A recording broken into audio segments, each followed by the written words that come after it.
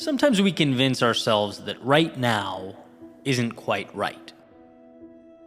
It's not the wrong time necessarily, but soon. We'll have that thing that will make the perfect launch point soon.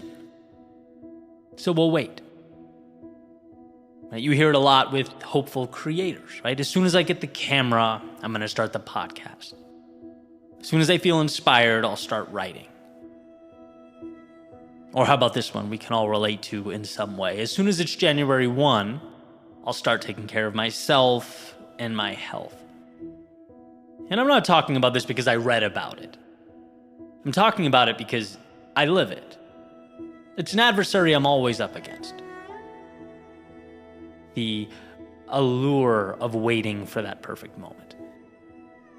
But here's the deal. When you start now, the imperfections become part of the value. People see imperfections and become inspired by them. He started getting in shape in his garage with 2 dumbbells. Look at that. She started writing her novel in a notebook, waiting to pick her kids up from school. Right? Going now not only destroys that enemy that is procrastination, it also gives you something of value in return. It lets the very fact that you found a way become a narrative in your story. It allows your imperfections to become your greatness. I recently relocated my studio to Scottsdale, a move that, according to the moving company, would take 7 to 10 days. 24 days later, I realized that there are places in life where you can attempt to cut costs. Moving companies should never be one of those things. I found myself with the recording equipment in my camera bag that I travel with and some empty boxes. Right, I'm waiting for my stuff to show up 1 week, 2 weeks, 3 weeks. Soon it'll arrive. And I'll be able to record then. Because right now there's no lighting. Right now I don't have my tripod. I don't have anything to, put behind me in the set. It's like, wait. Or how about this? You take the empty shelves and you make them intentional. You lean boxes against the wall. You have a life transition set, right? And not only can you make that work, not only will it look sufficient, but it's like you have a story now. We like to hear about the times others made something out of an apparent nothing. It's relatable. And that's actually where the fun stuff is in any conversation. I'm recording this in a hotel room. Doing what I can with what I have. And so when you find yourself feeling not quite ready and the temptation is to wait, rather than hold out hope for a fake perfection that never comes, why not unpack the beauty contained in the present moment? Or put a much more practical way, the opportunity contained in the present moment. Why not begin with less and tap into something that no other time in your life will have but now? Start your podcast using your phone. Mediocre visuals and echoey audio. Let this be the beginning that you look back on and smile. Remember how fun those episodes were? That mediocre at best equipment and stories about where we were in life. Start working out now. Can't get to the gym? Do it in your garage, in your living room. Then you can point, to where it would have been easy not to, but you built your physical foundation on the 3rd floor of an apartment building in New York. People ask you, what it took to get into the shape you're in now. Weights and a floor. Just start. I find repeatedly that it's not about perfect. It's about who we become in making progress with far less than the perfect we'd hoped for. That's what makes you realize, how much of what we tell ourselves is just rationalization. We're scared to not look good. That's all. We're scared of new things, worried about beginning. And so we convince ourselves that the camera angle will make all the difference. The expensive lens will be the differentiator. Again, I've lived this. And then you get it, and it's like, in truth, the new camera just sits there. You're still the person in front of it. And what you say in front of your phone versus a $2,000 Sony is still entirely dependent on you. Surprise. The Sony doesn't have much say. And so I call you to think less about the set and more about what's going on within it. The amount you can do with what you have now will astound you. How little we need is truly magical. In these last 3 weeks have emphasized that for me. 2 pairs of shoes, 2 pairs of jeans, some t-shirts, and a camera. I didn't miss much. Because my ability to think and share ideas didn't get packed away and put in the truck with everything else. That stayed with me. And we all have some version of that in our own lives. That's what matters. You are LeBron at something. So cherish that. Bring that to the world, regardless of the circumstances. You can put LeBron on a broken down court with no nets, he'd still be pretty good. The environment becomes something different, something enjoyable because of its novelty. Too often we miss the value, because of the details. So, I'll end with this. Don't seek perfection. Seek to start now with what you have so that you can give more of yourself to the world. You can give more of yourself when you're unsure. Give more of yourself when you're lost. Give more of yourself when you're starting. Give more of yourself when you don't have all the tools you wish you had. Give more of yourself at the beginning. Give more at the middle and at the end.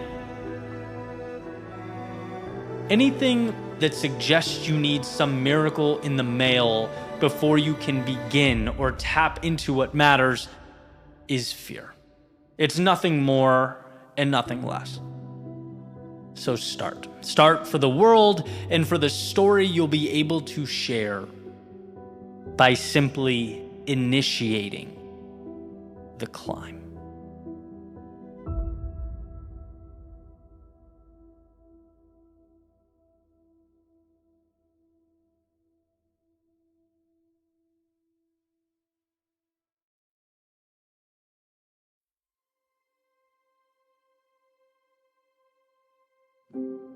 We spend a lot of time and we exhaust a lot of effort looking for that so-called edge, capturing the little changes or advantages that add value and ultimately push us closer to where we want to be.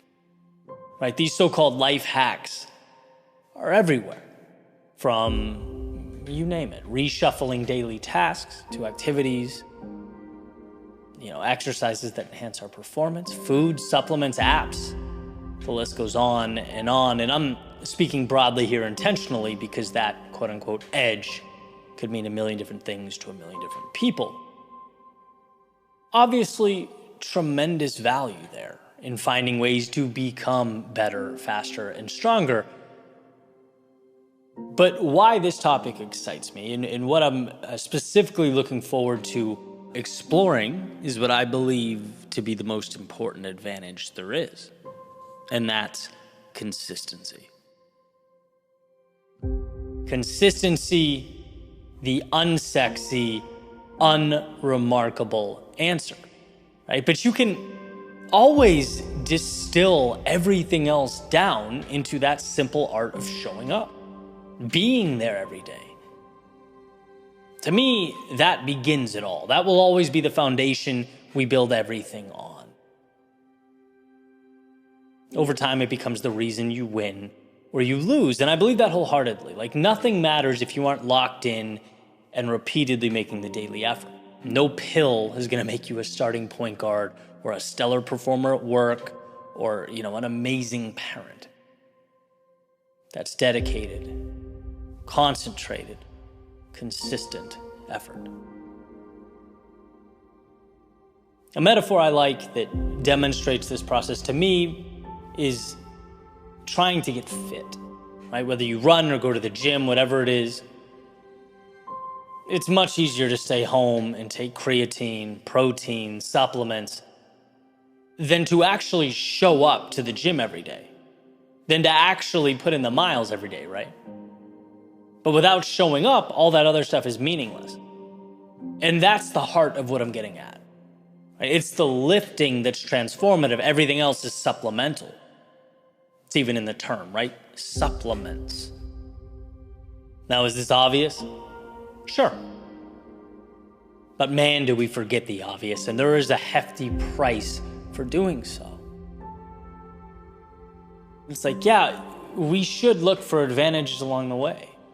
And this becomes more and more relevant the longer we've been immersed in the process. Those little details mean more and more, but they never mean more than having a goal and committing to it every single day.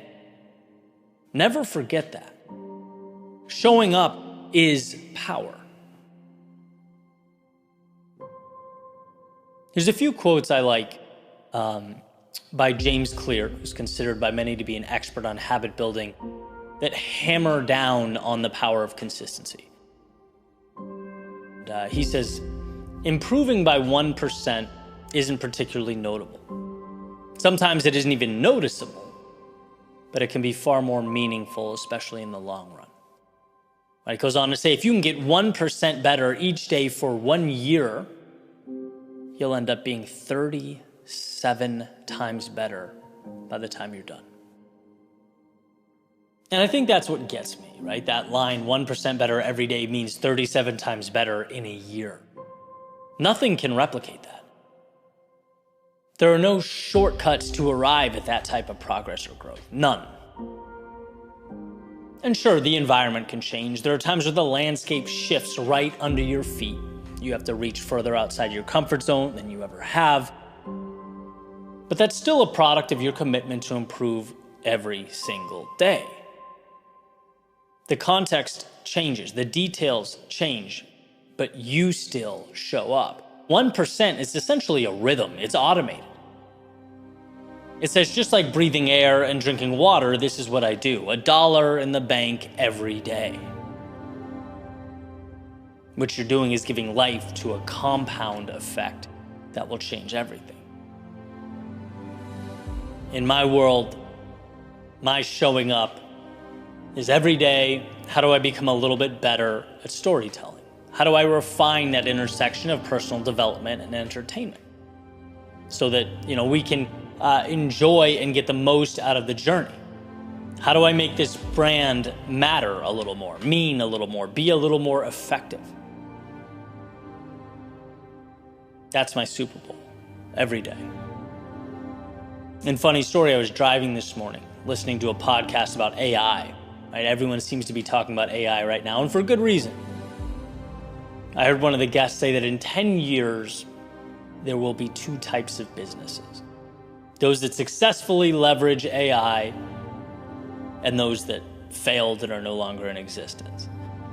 Right? It's a hypothesis, obviously, but it's eye-opening. Right? AI is going to change everything. And I had to check my initial instinct that was honestly, oh, here we go, right? Another way for people to cut corners and cheat. And I had to pause and think about it. Like, that's just a terrible way to look at a new technology. That's a scarcity mindset. Instead, think about the opportunity. Remind yourself that you show up every day with the same mission and the same goal. You'll earn that 1% every day. And this is just another supplement to your growth. Right? Utilized correctly, at least in the current moment, this is whey protein or creatine for your lifting at the gym, so leverage it. Right? That's all. Same with any new technology. And there was comfort there. There was comfort in looking back at thinking, look at all the previous technology, its evolution. Look at the social platforms, how we interact now. Through it all, the changes, the highs, lows, ups and downs, you showed up. You held on to that North Star and over again made necessary adjustments. Right? That commitment has been everything. YouTube's algorithm changes did not kill me. It ended up making me a better storyteller, writer, speaker.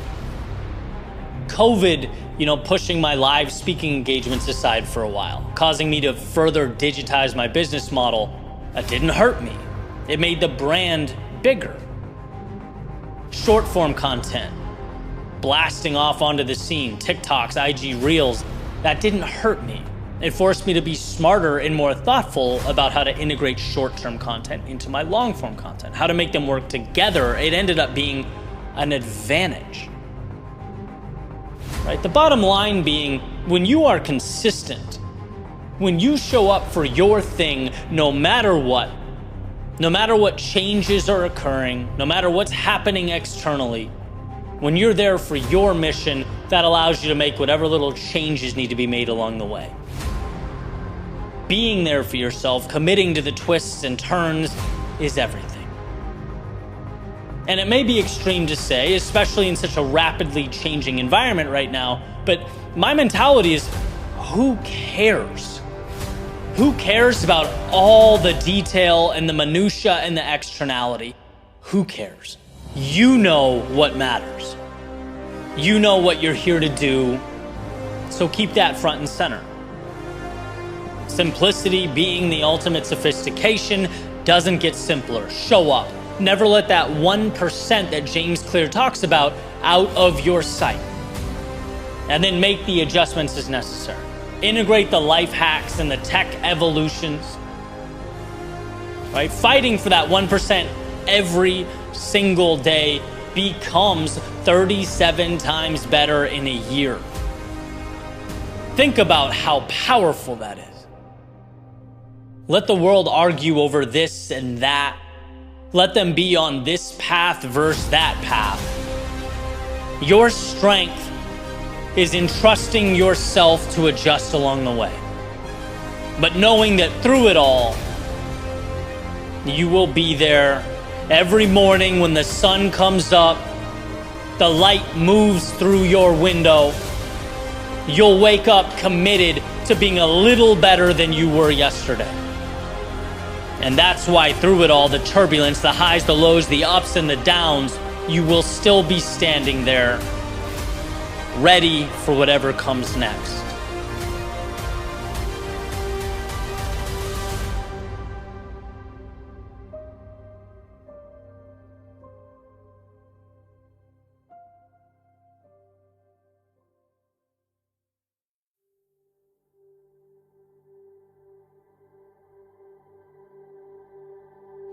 Today is not like any day I've lived before. And why should it be? This very second, there are roads to be explored that I've never before walked down. There are actions to take that I've never before taken, and ideas to bring to life that I've never before given the respect they deserve. That saying, my golden rule, you are always one decision away from a totally different life. You are always one realization from pulling the lever, opening the door, finding the answer you've been walking by all your life. The problem is you don't see today as today. You see it as a continuation of yesterday. The same movie with the same characters and same rules, without even realizing you need to change the script. Emerson said, write it on your heart that every day is the best day in the year.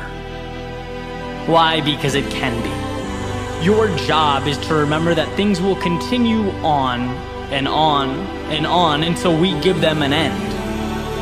We must manually close the book on yesterday's story and start anew because we can. we often don't realize, but we can. And that is why the morning, each new day is so precious. It's taking the mistakes and sometimes disappointments of yesterday and transforming them into today's lessons and the opportunity to begin again. A new journey seen through a new lens, walked through a new pair of shoes, a new sense of self. So here is your reminder that the words were and are, they're very different. That's why each sunrise transcribes into the sky the hopes and dreams of the you that you've always wanted to be. It's not a crazy formula or some secret code. It's simply untying your boat from the harbor that is yesterday and moving towards tomorrow's horizon.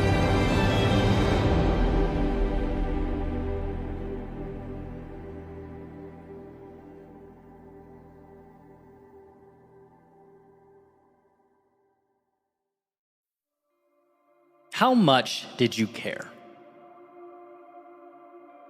What do you mean? I didn't understand the question at first. In that room, how much did you care what they thought of you?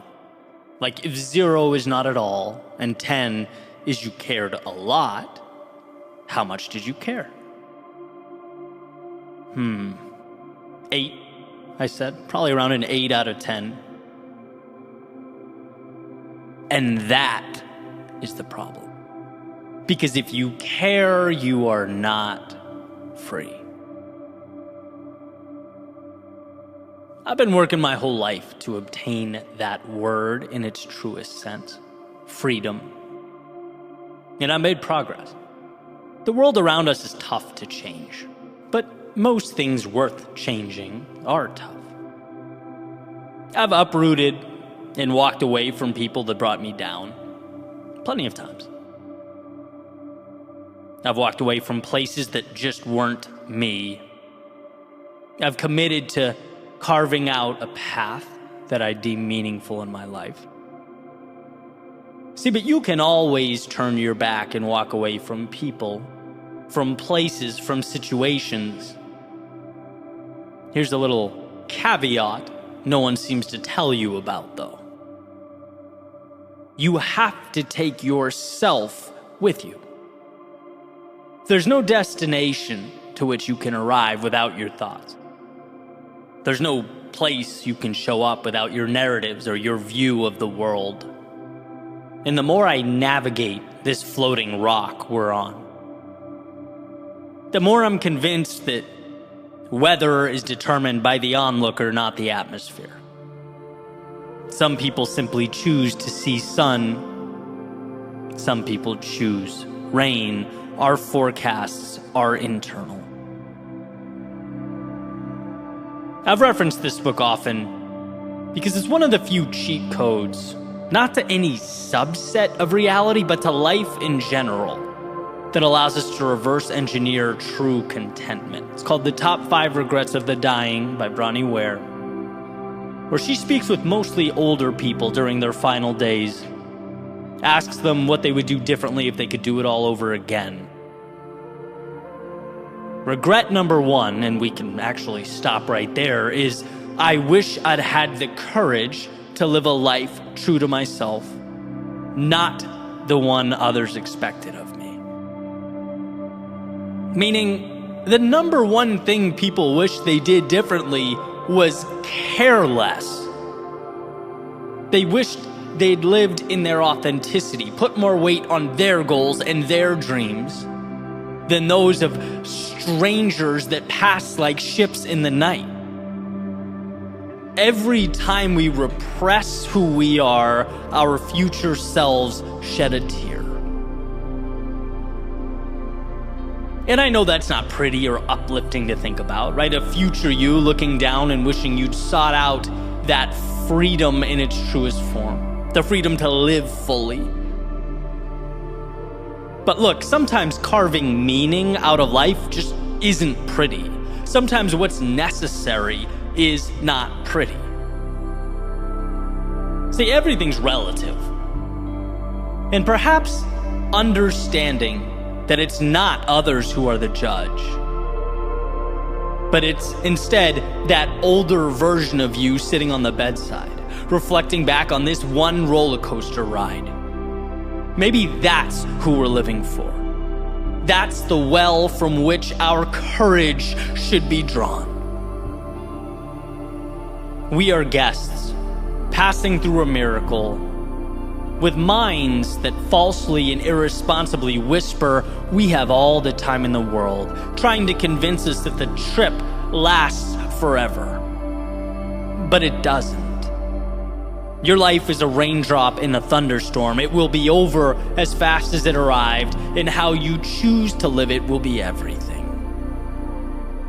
See, there will always, in some capacity, exist that voice asking you to dial it down.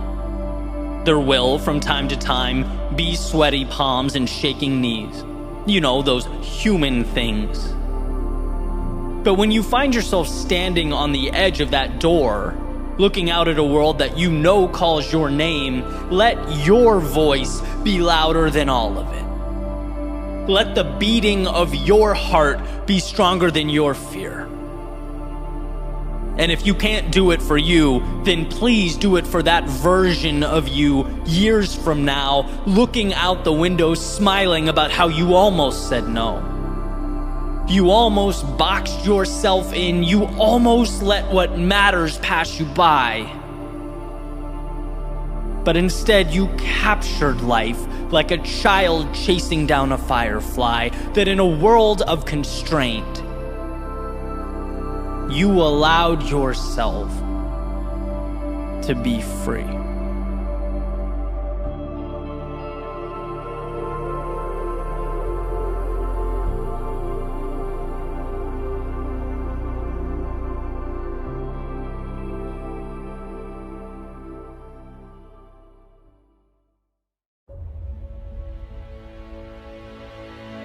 Why is it that when we look back on our lives, it's never the easy days or the simplicity? It's not the calm that changes our reality or makes us who we are. Don't get me wrong, calm and simplicity, they're wonderful, but they're not transformative. And why would they be?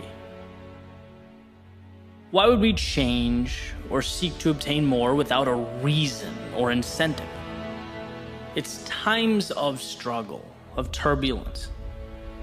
It's when life was hard that we had to rethink who we are, reshape the way we look at the world, right? Because without chaos, you don't get calm.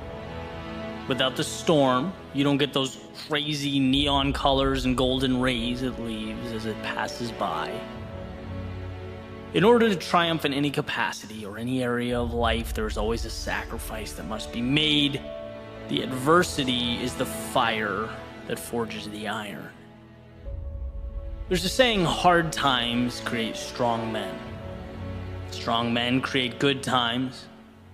Good times create weak men, and weak men create hard times. It's a cycle.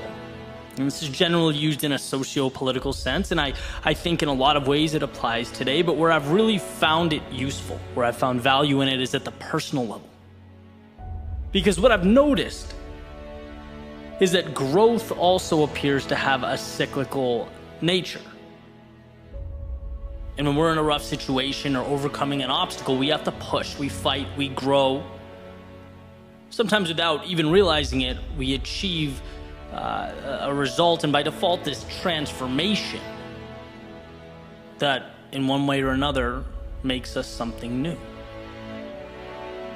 But then it becomes easy to level out, right? And that's the challenge. It creates this period of stagnation. It's like we made the jump and it becomes real easy to stay there. And that's why I have found value in when life is not providing resistance to manufacture some. Because that's the only way to grow. Progress is happiness. Viktor Frankl in Man's Search for Meaning, he says purpose is defined from struggle. If things are too calm or simple or quiet, life begins to lack meaning, and that's never a spot we want to be. Life is about the pursuit of something. You just have to figure out what that blank will be. You get to decide which mountain to climb. There's a story about a butterfly making its way out of a cocoon, and it makes a little hole. It starts attempting to push its way out.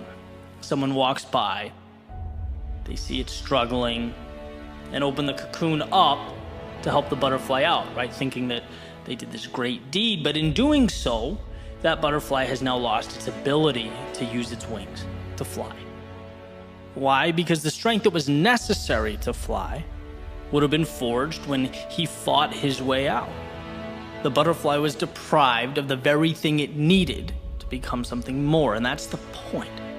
It's easy to get lost in the now and seek to eliminate everything that doesn't make the moment more comfortable, to remove that which doesn't make things easier. But whether we're talking about collectively or the complacency in our individual lives, we have to remember that avoiding discomfort isn't the answer. When your biggest problem is Amazon taking 5 days to deliver, or that your feelings are hurt by someone's comments or opinions on social media, you've lost track of yourself.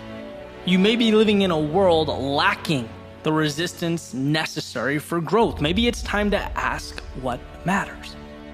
And I remember when I lived in Boston, I'd walk around listening to podcasts downtown, and I'll never forget hearing Ryan Holiday differentiating between passion and purpose. He called passion temporary, a dopamine hit.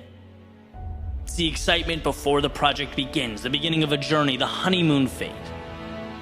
But passion alone falls short. And it falls short because anything worthwhile is hard. It tests us. It repeatedly presents us with those metaphorical cocoons we have to fight through. We have to earn our stripes, grow our wings, and if we stop at passion, there's no reason to battle on, to take the punches, knowing that they will create for us a tomorrow full of infinite possibility, and that's where we need purpose. That's why it matters. We need something bigger to march towards, a destination that's meaningful, to remind us that those challenging times, they're not a burden. There is no poor me here. They are the fire that sharpens us, that whispers to us not only the importance of carrying on, but the power contained within ourselves to do so. This world, it is not stacked against you. It's never the problem or the obstacle. No, it's the opportunity laid out at your feet. And it's in those very times when we're uncomfortable, when we're unsure, when we don't know where to draw our strength, that we need to remember it comes within. It's an idea that is brought to life through courage, through understanding, through the trials and tribulations of life that didn't intimidate or hold you back, knowing that life has given you everything you need to blaze your trail. So don't be afraid to let it take you somewhere new.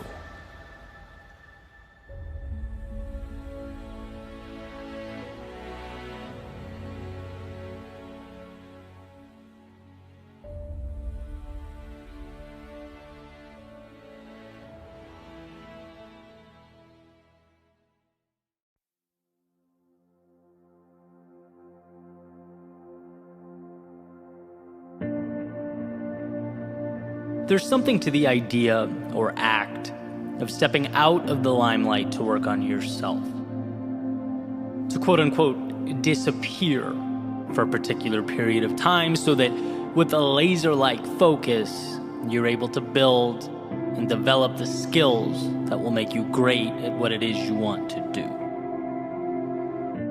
In a sense, we're not created out in the world as much as we're created by what we do behind the scenes. The thousands of hours spent dedicating ourselves to a craft, right? We enhance our value and capability by doing the often monotonous, unglamorous things day in and day out. And those results out in the world are merely a reflection of that work. And that's what makes excelling in any given area so challenging. There's something counterintuitive about performing to an audience of one. Dancing to no applause, exhausting time and energy, resources, so that you can cling to a promise. But that's also why excellence will always be reserved for a few. Open to everyone. But ultimately, a few end up there, right? The same way a finish line is open to everyone, but ultimately reserved only for those willing to put in the hundreds, if not thousands of practice miles to start the race, run the race, and complete the race. There's a substantial amount of sacrifice involved. The outside world is its own chess game. It requires courage and innovation and a willingness to step into its great unknown. But ideally, in doing so, one would be armed with the competency they've acquired when no one is looking. It's a result of their own dedication and commitment. And I actually started thinking about this during a Q&A I did recently, where someone asked if I had any thoughts on how they could start a speaking career, right? I'm like, sure, happy to give my thoughts. First and foremost, understand it's a long play, so be willing to endure that bumpy road, that journey. There's no magic formula that makes you an MLK-esque orator overnight, right? You work forever to capture a fragment of that excellence.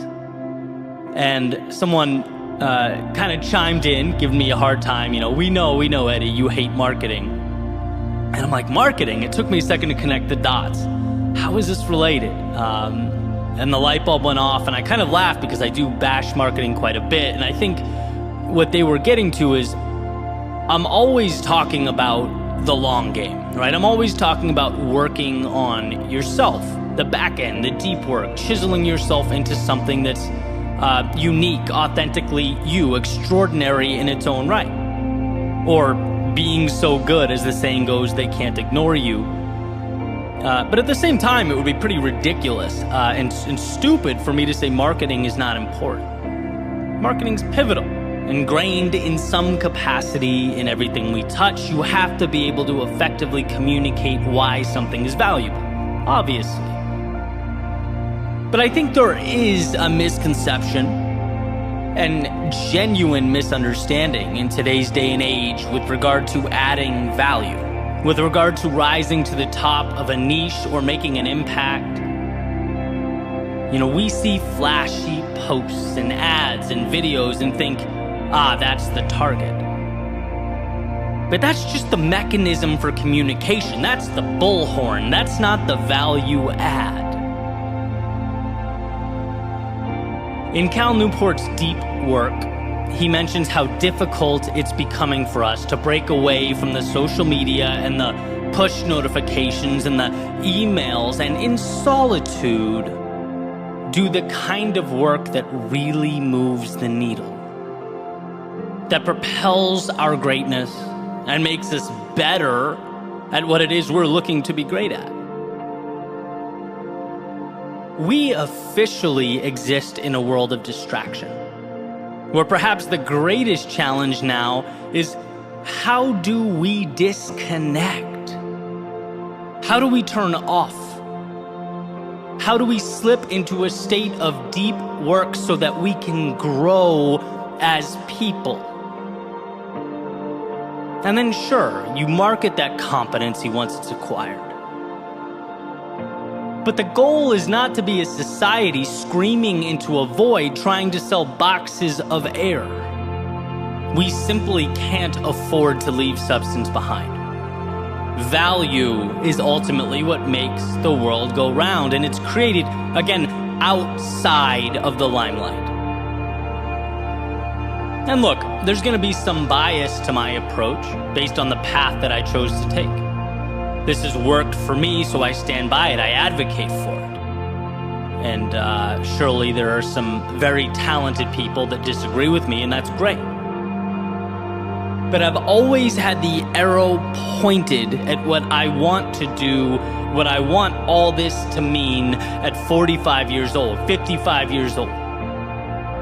And right now, looking back, it's all the hours I spent writing in solitude, or giving speeches to a wall in a studio apartment, recording and re-recording, adjusting my approach. It's reps, reps, reps. That, to me, is what matters now. That's what I'm most thankful for. And some time has passed, and as I transition into a new phase now, sure, I can get help and start blasting posts all over social media. That's easy. But the important thing is that I have a foundation to stand on. The posts are not the product, the craft is the product. And I want everyone to at least, whether they agree with me or not, understand that distinction. The million-dollar question, the differentiator is, what is your value add? If you can ask yourself that, right? What is the one thing I want to be the best in the world at? Where is my North Star? And then spend every day, at least some time every day, chipping away at that, you'll be unstoppable. But truly chipping away. Not feeling the need to share every detail with an audience or capture every second of what you're building behind the scenes. No, turn the cameras off, breathe, focus. Be private for at least a portion of your day. I think you'll find in that space this beautiful opportunity to reflect and build and step into an evolved version of yourself. Don't be scared to disappear and come back better equipped. Don't be hesitant to go work on yourself. If you're talking substantive impact, true value add, it's always the people willing to put in the hours, to do the things that most people are not willing to do, target, identify the areas that make the difference, and then hammer those repeatedly. And look, I get it. You have to, in a lot of cases, give up some of the now in order to reach an ambitious goal in the future. It's a trade-off. It's hard. But life is about trade-offs. And maybe this message isn't for everyone, but if you're listening to this and you want to achieve some semblance of excellence in a given area, it's inescapable. It means falling in love with a pursuit that's time intensive. It means showing up and putting in the hours, often for little short-term validation. It means solitude, because getting better is more important than attention. One of my favorite quotes is, "Confidence is earned." Well, you earn that confidence by showing up and committing to the things that truly matter, that make you stronger. Sometimes we must step back to leap forward, disappear as we are in order to reappear as we wish to be. Real work happens when no one is around you. Can you trust yourself enough to bet on that process? Believe in that road, in that journey? If yes, you'll position yourself for opportunities and experiences that exceed your wildest imagination.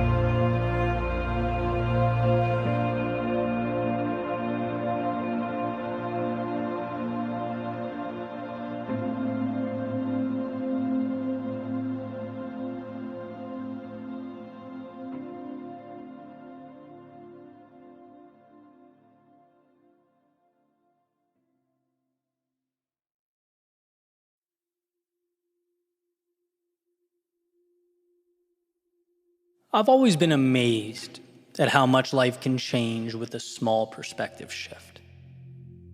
You hear something the right way, maybe even something you've heard, 1,000 times. This time you just hear it differently, and suddenly the light bulb goes off. Suddenly, it all makes sense. I was talking to one of my friends recently about how he threw discus in high school, and he was incredible at the sport, but for a long stretch he was inconsistent with his release. And coach after coach after coach would try and help him with it. But it wasn't until one said to him, hey, instead of sprinting to the release, think of it as a scissor motion. Right now, I don't know much about discus, but for whatever reason, that clicked for him. The gears started turning. He went to states. Had the best performance of his life. All because he looked at the same situation through a different lens. He found clarity in what was around him. Now, you might be thinking, what does that have to do with me? Well, I'm of the thinking that in our own lives, right, the battles we are all individually fighting, the struggles we are going through, amidst that storm, we are one little light bulb moment from the clarity we need to re-engage, to create momentum. We're never as far from what we need as we think. But what we do is we convolute things. We tell ourselves that, the change required is monumental. It's some larger-than-life transition. You look at my friend, the difference between a good season and an amazing season, it wasn't a year in the weight room away. No, it was a small mental shift. And even in your world, if the shift is just the beginning, great. Everything of substance does, in fact, have to start. And it's arriving at that point, giving yourself the gift of clarity in a pursuit that becomes critical. I've always visualized that epiphany as me sitting in a dark room, pitch black, which is intimidating, it's intense, feels, even helpless at times, but understanding there is always a light switch an arm's reach away. There's always the thing that will be transformative. We just have to keep reaching, keep stretching, keep feeling around for it because it exists. And with an outstretched arm, the very thing necessary to get us out of the dark and into the light is waiting. And that's just it. We can't conflate the goal with the delta between where we stand now and the goal. No one can run a marathon in one giant step. It doesn't matter how strong you are, you're not leaping the course and diving through the finish tape. No, you're running thousands and thousands of little manageable steps. But we come face to face with situations in life where we know the finish line, whatever it is in your particular case, is way out there in the distance. And it's overwhelming, it's intimidating, it places us back in that dark room where we're surrounded by the unknown and inundated with stories we tell ourselves about how difficult life is. This is where you need to reach out and look for the light switch. It's where you need to remember you're not responsible for the finish line, because how could you be? Humans are only capable of moving forward one step at a time. It's where you have to understand that the greatest impact on the discus right now is a change to your release point, a perspective shift, something minimal that gets you the distance. Every time I've been stuck or lost, it has been an adjustment to the way I'm looking at the world around me that's ultimately made the difference. A little reminder to take the pressure off. At least in the sense that we can only control what we can control. And usually that's the step right in front of us. So my suggestion is to stop looking up at the mountain and look down at the very next step. Because from where you stand, there is a path to get you there. But the process calls for you to, one, believe it's possible, And 2, make the little adjustment in real time that will put you in position to do just that. You're never down and out. Not so long as there's air in your lungs and blood pumping through your veins. You are, rather, one decision away, one epiphany away, one flick of the light switch away from recapturing momentum and finding yourself again.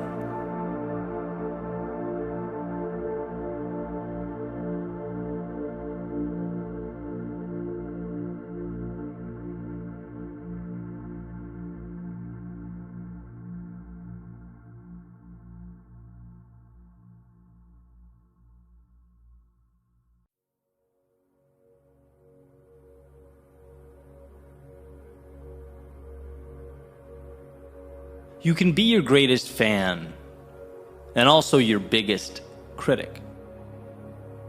In fact, not only is it healthy, it's necessary to be there for yourself, celebrate that commitment to show up, but also to hold yourself accountable for growth. Because to be great is to know there's more in you, to understand that there's greatness waiting to be extracted from the miracle that is you. Here are 2 words. I want to take a look at both of them. Consistency and adaptation. Consistency first. Why? Because consistency gets you in the door. It's the cost of admission. Consistency is you showing up for yourself, day in and day out, creating mastery and competence through repetition, manufacturing a data set that will be used to guide your journey, taking a once stagnant idea and putting it into motion. Consistency is doing what you promised yourself you'd do when you said you'd do it. Why? Because that's who you are. You create goals and then conquer those goals. When your head hits the pillow at night, you may be tired, you may have struggled, you may have swung and missed, you may be wondering how things unfolded the way they did, but you showed up. So celebrate that. Celebrate yourself. Be your biggest fan. Because the world can't take your will to step forward and cannot seize your consistency, not without your permission. So other than part 1, let's call consistency the commitment to show up for you. Now, the second piece, consistency's older brother, adaptation. See, that consistency, like we just talked about, it will get you in the door. It signs you up for the game, but it guarantees nothing. See, where consistency puts that pen in your hand, paper in front of you, pats you on the back, where consistency gives you a chance to write your story. One's level of success or achievement relies on their ability to adapt, to do the thing that's so hard for people to do. Look in the mirror and ask, how can I be better? I've been consistent for 30 days, sure. Here's what's right, here's what's wrong. Now it's time to adjust, to be critical, to understand that expecting more of the self does not in any way diminish the task at hand. It gives you room to expand into that next version of yourself in a way that simply showing up doesn't. Without a willingness to adapt, You get Einstein's definition of insanity, right? Doing the same thing repeatedly and expecting different results. You get day after day of wondering why this square peg won't just save us all the trouble and go into the round hole. Without a willingness to adapt, we move for the sake of moving and we work for the sake of working. But if we could find it within ourselves to look at the data that's been acquired day after day and use it to help guide ourselves to that North Star, we'll find strength.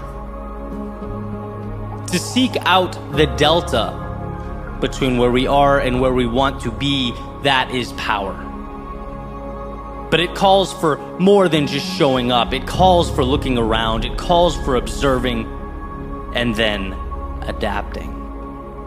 So yeah, your greatest fan and your greatest critic. Be there for you, but don't let yourself get away with good enough.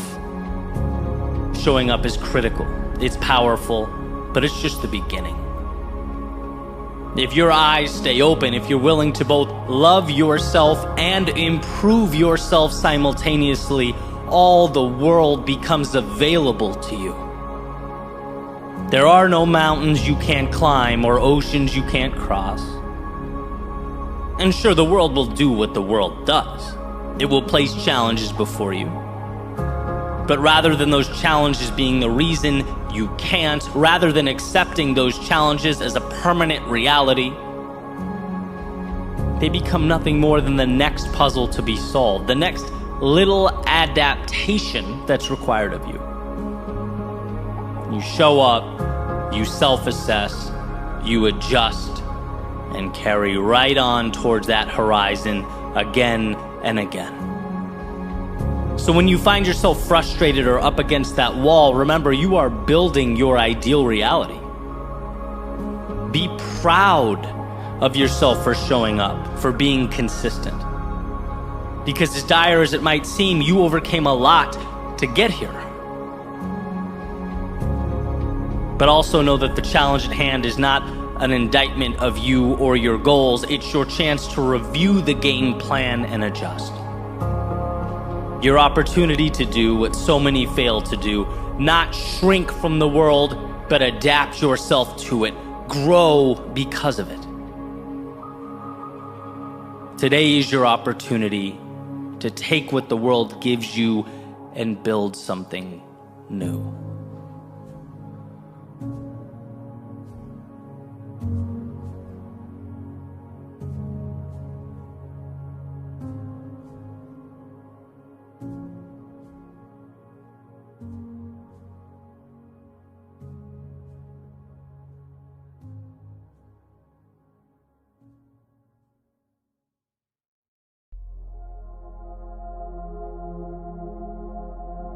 Thoreau said that most men lead lives of quiet desperation and go to the grave with the song still in them.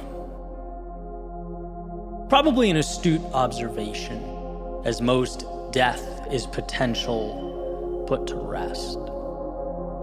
Most stories were stories about what could have been.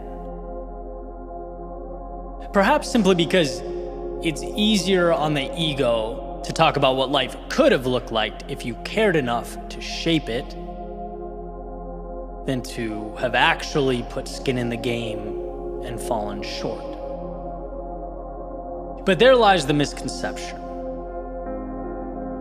To step into life's chaos with the hopes of taming it is why we're here. And yeah, obviously it hurts to fail. It hurts to be vulnerable, to put yourself out there. Especially when it seems as though all eyes are on you. But that hurt is a fraction of the hurt Thoreau describes. Falling hurts, but it hurts less than wishing you had the courage to fall. Ridicule, it hurts. But it hurts less than being the one on the sidelines, pointing the finger and simultaneously longing for the courage to take action in their own life.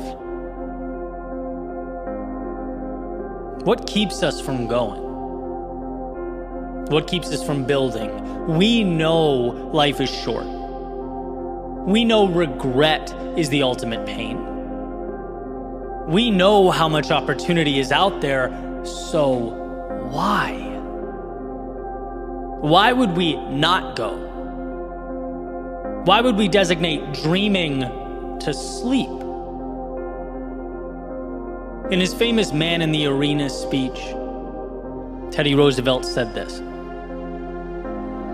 "It is not the critic who counts, not the man who points out how the strong man stumbles or where the doer of deeds could have done better. The credit belongs to the man who is actually in the arena, whose face is marred by dust and sweat and blood, who strives valiantly, who errs and comes up short again and again, because there is no effort without error or shortcoming, but who knows the great enthusiasms, the great devotions, who spends himself in a worthy cause, who at the best knows in the end the triumph of high achievement, and who at worst, if he fails, at least he fails while daring greatly, so that his place shall never be with those cold and timid souls who knew neither victory nor defeat." No one who is content in their own life will go out of their way to bring you down. There was never a critic deeply immersed in their own journey who took the time to mock or scoff at the man in the arena. I think our fear is pointed in the wrong direction. It shouldn't be concentrated on or focused on the opinions of those who have not yet themselves walked through those doors. No, the fear should be letting life go by without ourselves walking through. The fear should be contributing to Thoreau's statistic of quiet desperation, the one most men face. But you are not most men or most women, not because you were given some special power or status, but because you decided. You can choose not to be like most people. Basic math, taking into account the number of people in the stands versus the number of people on the stage or court or in the arena, well, it tells a tale of courage. Anyone can sit in the stands. Anyone can. Anyone can, from the nosebleeds, decide whether to clap or point or boo or cheer. But who suits up and enters the game? Who looks at the finitude of life and says, "This is my reason to start building, to put it all on the line. Because if I fail, it will mean I was one of the few who looked around and said, this isn't bigger than I am. This world is not predefined. It's being built in real time by those willing to walk through the doors and step into the arena. Not the critics, but the doers." And look, everyone has a thing, right? I don't know what that thing is for you, but you do. You probably think about it all the time, dream about it every day. You probably know it's where your heart is pulling you. Do not let your life become a statistic. Don't you dare go to that graveyard having been someone who held on tighter to excuses than to what mattered most in your life. So go. Step into the arena, and if they point, let them point. If they criticize, let them criticize. Your concern isn't with those wishing they had the courage to step through those doors themselves. It's not about them, it's about you. It's about understanding the beauty and the opportunity and the freedom contained in life. For those who find the courage to reach out and take it.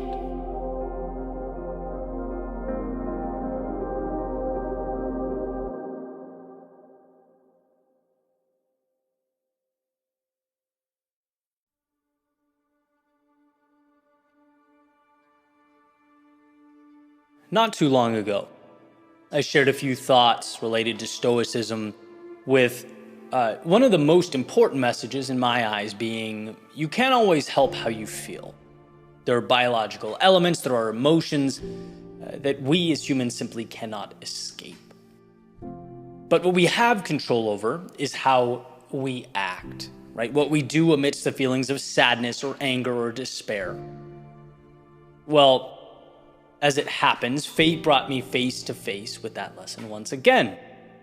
And one of the most interesting aspects of life is that the lessons often have to be relearned, right? As the context around us changes, we are forced to draw from that well, to take what we knew and transform it and level up.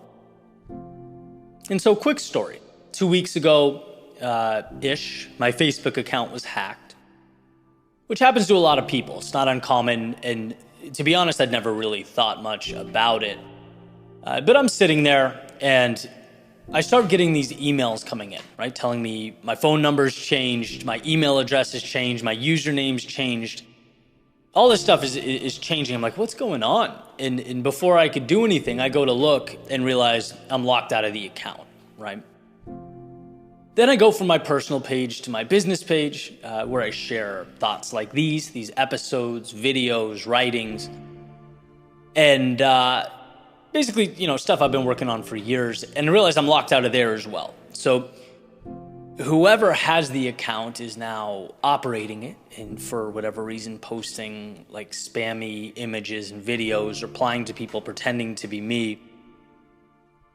And there's just nothing I could do, right? I'm just locked out watching this happen. And when I say I felt angry, it's probably an understatement. I was surprised at how furious I was. It was a rage that I wouldn't have anticipated in a million years. I could not help it.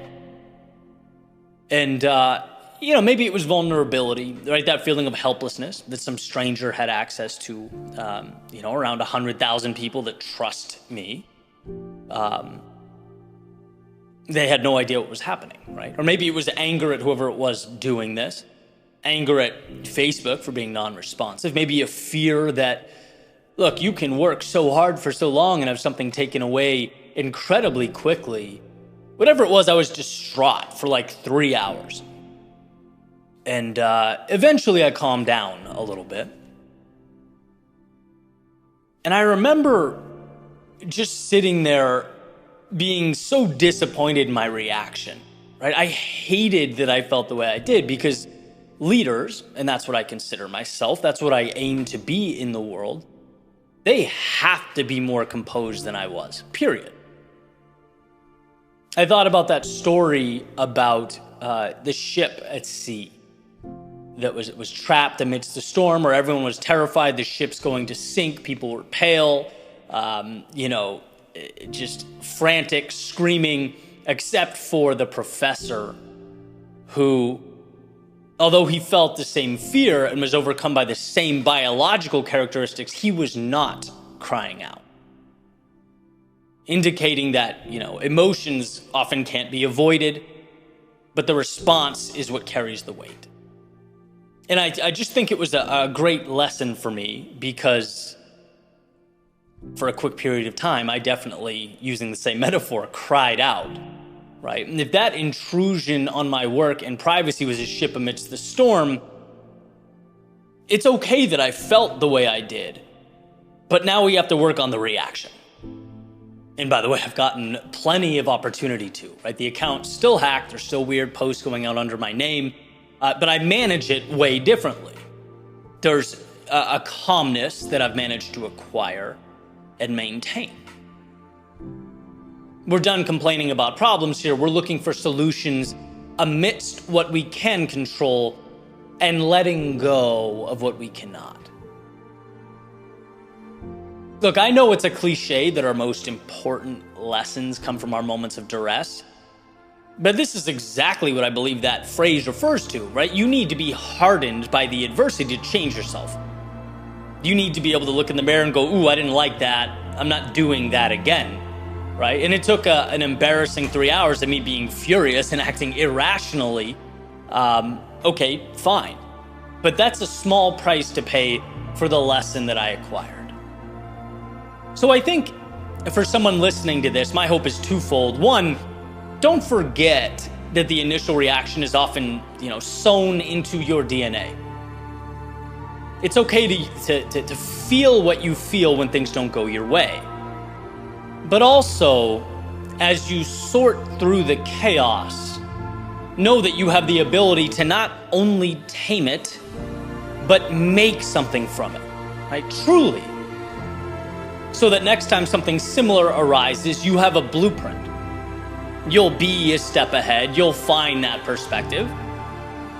Probably realizing, as I have, that it's just not the end of the world anyway. When you're able to eventually step outside your emotions, operate from a point of clarity, a reshuffling of priorities always seems to take place. Look, the storms will come. And if you're pushing and growing and trying to take risks, right, those storms will be numerous. The question isn't will you feel them? The question is, can you get a little better each time at not crying out? Can you improve the reaction? Can you regain composure and stay locked in on what truly matters?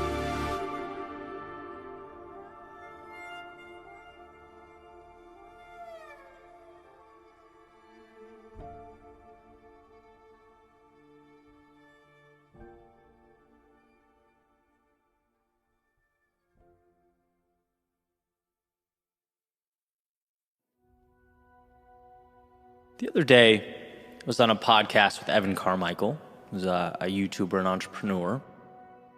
And we were talking with Shaquille, who was the host, about the mental side of the entrepreneurial journey.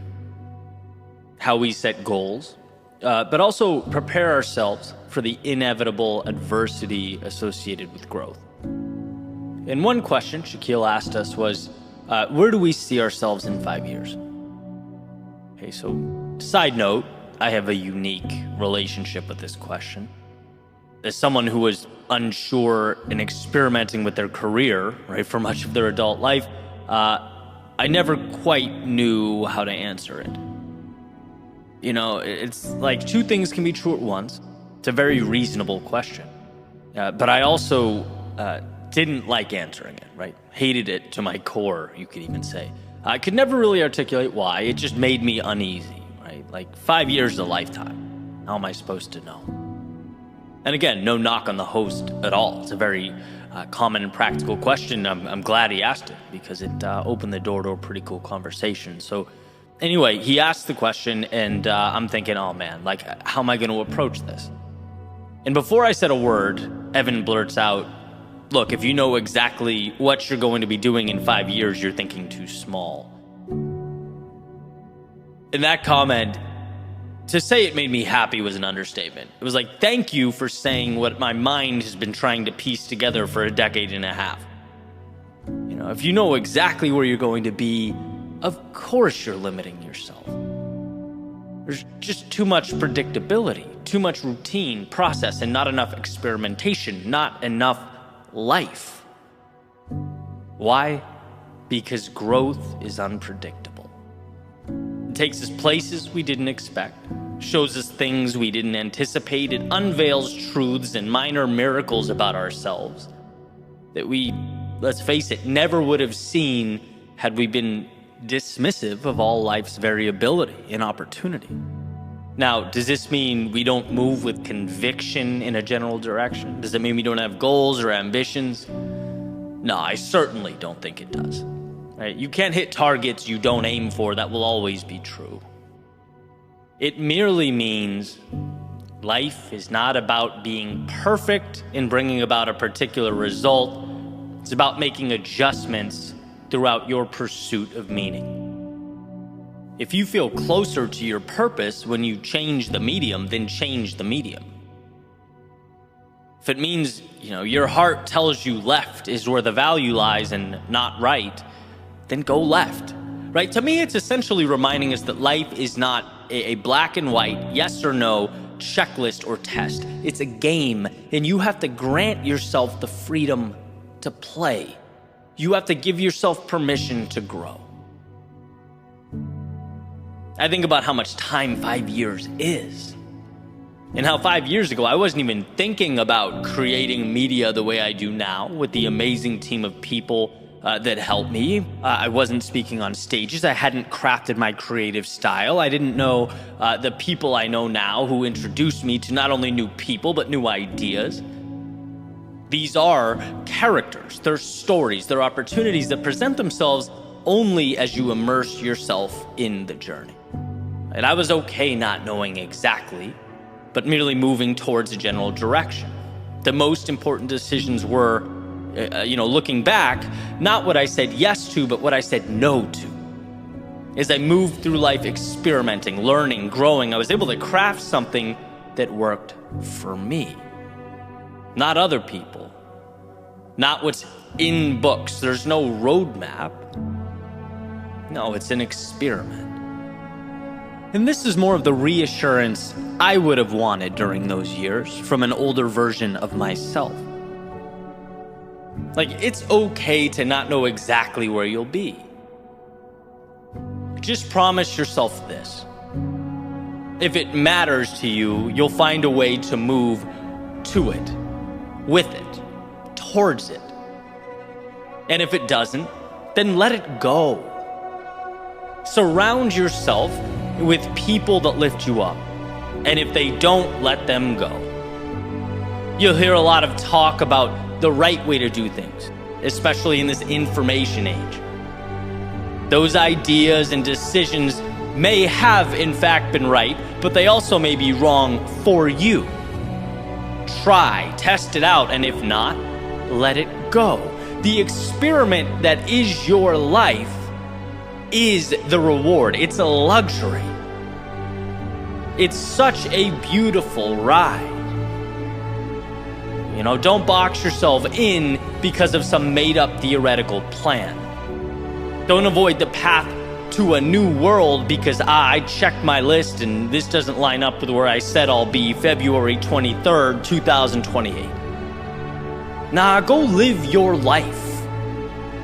Do your best to exist in that place, the intersection of what you love and what adds value. Let it bend, let it transform, let it teach you things about yourself and the world.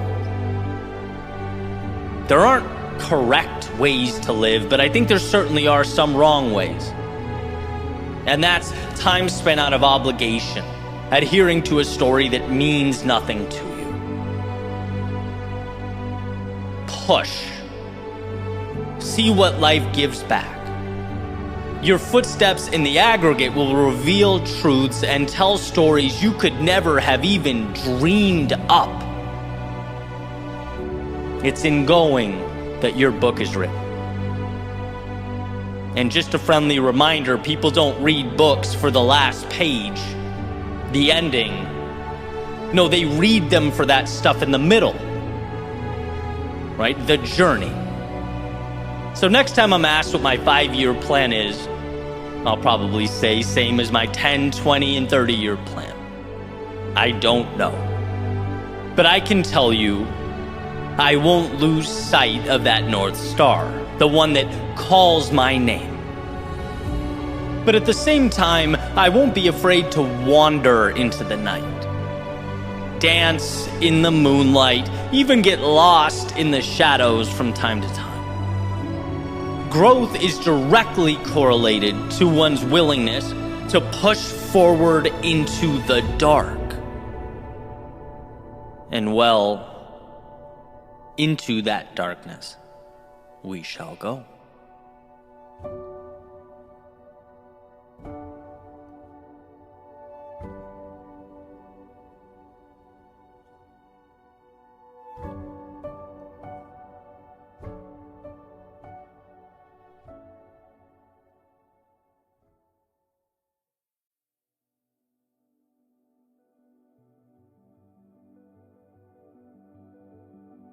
Use what you have where you are. A friend of mine at one point found himself in his mid-20s, fighting his way back from what he refers to as a pretty substantial setback that had occurred. He was basically rebuilding his life. Okay, found himself looking up at an enormous mountain to climb, unsure what he would do for a living, how he would make ends meet, very much lacking direction. And as he pondered, he got a job as a pizza oven repair guy. Learned the ins and outs of the craft as he showed up every day, eyes still focused down the road, still contemplating what would be the best move for his future. And as some time passed, he started to realize he was mastering the very niche craft that he was showing up to do every day. Right? Was acquiring a very specific competency and quickly becoming great at it. After a little bit of time, he started thinking, hey, I could branch out on my own here. I could start my own pizza oven repair business. And he did. And after not too long, hired an entire team to work with him. Then progressed into delivering and installing new ovens all over the country, and is currently working on some new technology as well to supplement the install and repair part of the business. The guy's doing incredibly well. And it's interesting because you're having a conversation with him about his success, and it's like, how on earth did you find yourself doing what you do? It's so specific. And he'll tell you, he worried, he pondered, he thought about business degrees and career trajectories and all that. But the difference was that he didn't take the moment for granted. He saw the value where he was with what he had. Where, he could have seen it as a bridge job or a chapter in the story or however you want to describe it. He saw it as an opportunity. He saw the present as the answer. Show up and give everything you have to being great now. Because when you're competent in a craft and ambitious, as he is, that's a scary combo. The world becomes yours. Use what you have where you are. And you will, because of this mantra, see doors unlock that perhaps you never thought possible. There are pieces around you now that will push you to grow and evolve. The problem is we very often dismiss them. What my friend turned into an empire, a success story, could just as easily have been an obligation while he waited for the world to give him something different. And sure, I think it's important for me to emphasize the point isn't to stay where you are forever if you're unhappy. Of course not. The point is that there's value in aiming to be exceptional at whatever it is you are doing, whatever you are committing to, even if it appears mundane. The point is that so much potential is sown into our day-to-day. It just tends to blend in and not feel important, at least at first glance. Doors open for people who are great at what they do, and people who are great at what they do live with a curiosity, consistency, and intensity that others might not. It's amazing how when we feel that we are gaining competence in something or excelling in something, it becomes enjoyable. Which highlights the fact that, so often our stagnation is a byproduct of us standing in our own way, choosing not to grow. I mean, I can't explain how trivial what I do now felt when I first started in 2014. Sharing my thoughts into a microphone, making little 3-minute videos, uploading them to the internet, right? To an audience of my immediate family for $0. You know how dumb my rational brain was trying to convince me that was? You know how easy it would have been to move on and simply look back on that period of time as my little YouTube experiment? But again, there is this strange phenomenon that when you inject yourself into something and vow to get better at it, it lifts you up, it excites you, it brightens your world.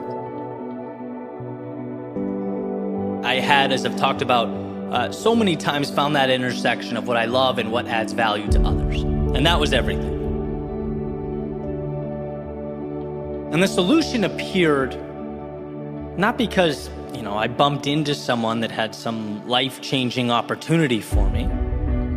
It wasn't because I found this shortcut or secret formula. No, I just used what was already sitting in my little apartment on Comm Ave in Boston. It's incredible how often our answers are right where we are. That's why, as I've progressed through this journey, I understand balance. I understand the value of, looking at that horizon, having big plans and ambition, but also cherishing the opportunity at our feet now, looking around, because again and again and again, the opportunity is disguised as triviality, as the stuff we walk right by. Always remember that there's something around you that can be transformed into opportunity, even if it's small. And if you choose to look for it, you will empower yourself. Everyday things. I can throw off examples for days. The internet, incredible resource, leverage it. Whether it's connecting or sharing or creating or learning. Your day-to-day effort. Like my friend with the pizza oven, installation repair company. That world doesn't exist if he doesn't take the little things incredibly seriously. Show up to whatever you do with a tenacity that will propel you to new heights, whether it's in that same field or it carries you over to another. Or utilizing your network. There are people you know today, right now, that can contribute to your momentum. Seek them out. Time. The 30-minute blocks that we deem insignificant or downtime between one event and another. Think of the compounding of turning that into a push-up session every day or your 30-minute audiobook time. And all of these examples are sort of sporadic, they're contextually different, but they have one very important common theme. And that's opportunity being squeezed out of resources that we already possess. It's instead of walking by the pile of bricks every morning, picking one up at a time and beginning to stack them. I'm a firm believer that the difference maker for so many is not IQ. It's not going to this or that college. It's not your background. It's, did you recognize the opportunities surrounding you? Did you find the value or the excuse? Because both will always exist. And that's what we have to understand. The details around you can be your reason for staying right where you are, or for doing the unimaginable. So understand the power of utilizing what you have where you are. Make a point to look for the tools within reach. They say what's trash or junk to one man can be treasure to another. We'll understand that your eyes are capable of seeing both. You have to lead them to the value. You have to become comfortable with pausing, letting the emotion subside and asking, how can I win here, now, with the pieces that are available to me? Because they are available. And if you're willing to pick them up, you can undoubtedly, as Thoreau said, build your castles in the air.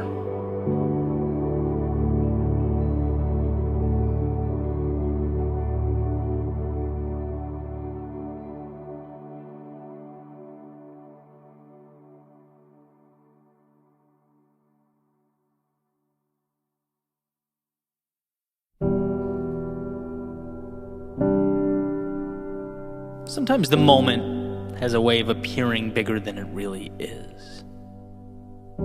A facade. Let me explain. There was this kid when I was in first grade.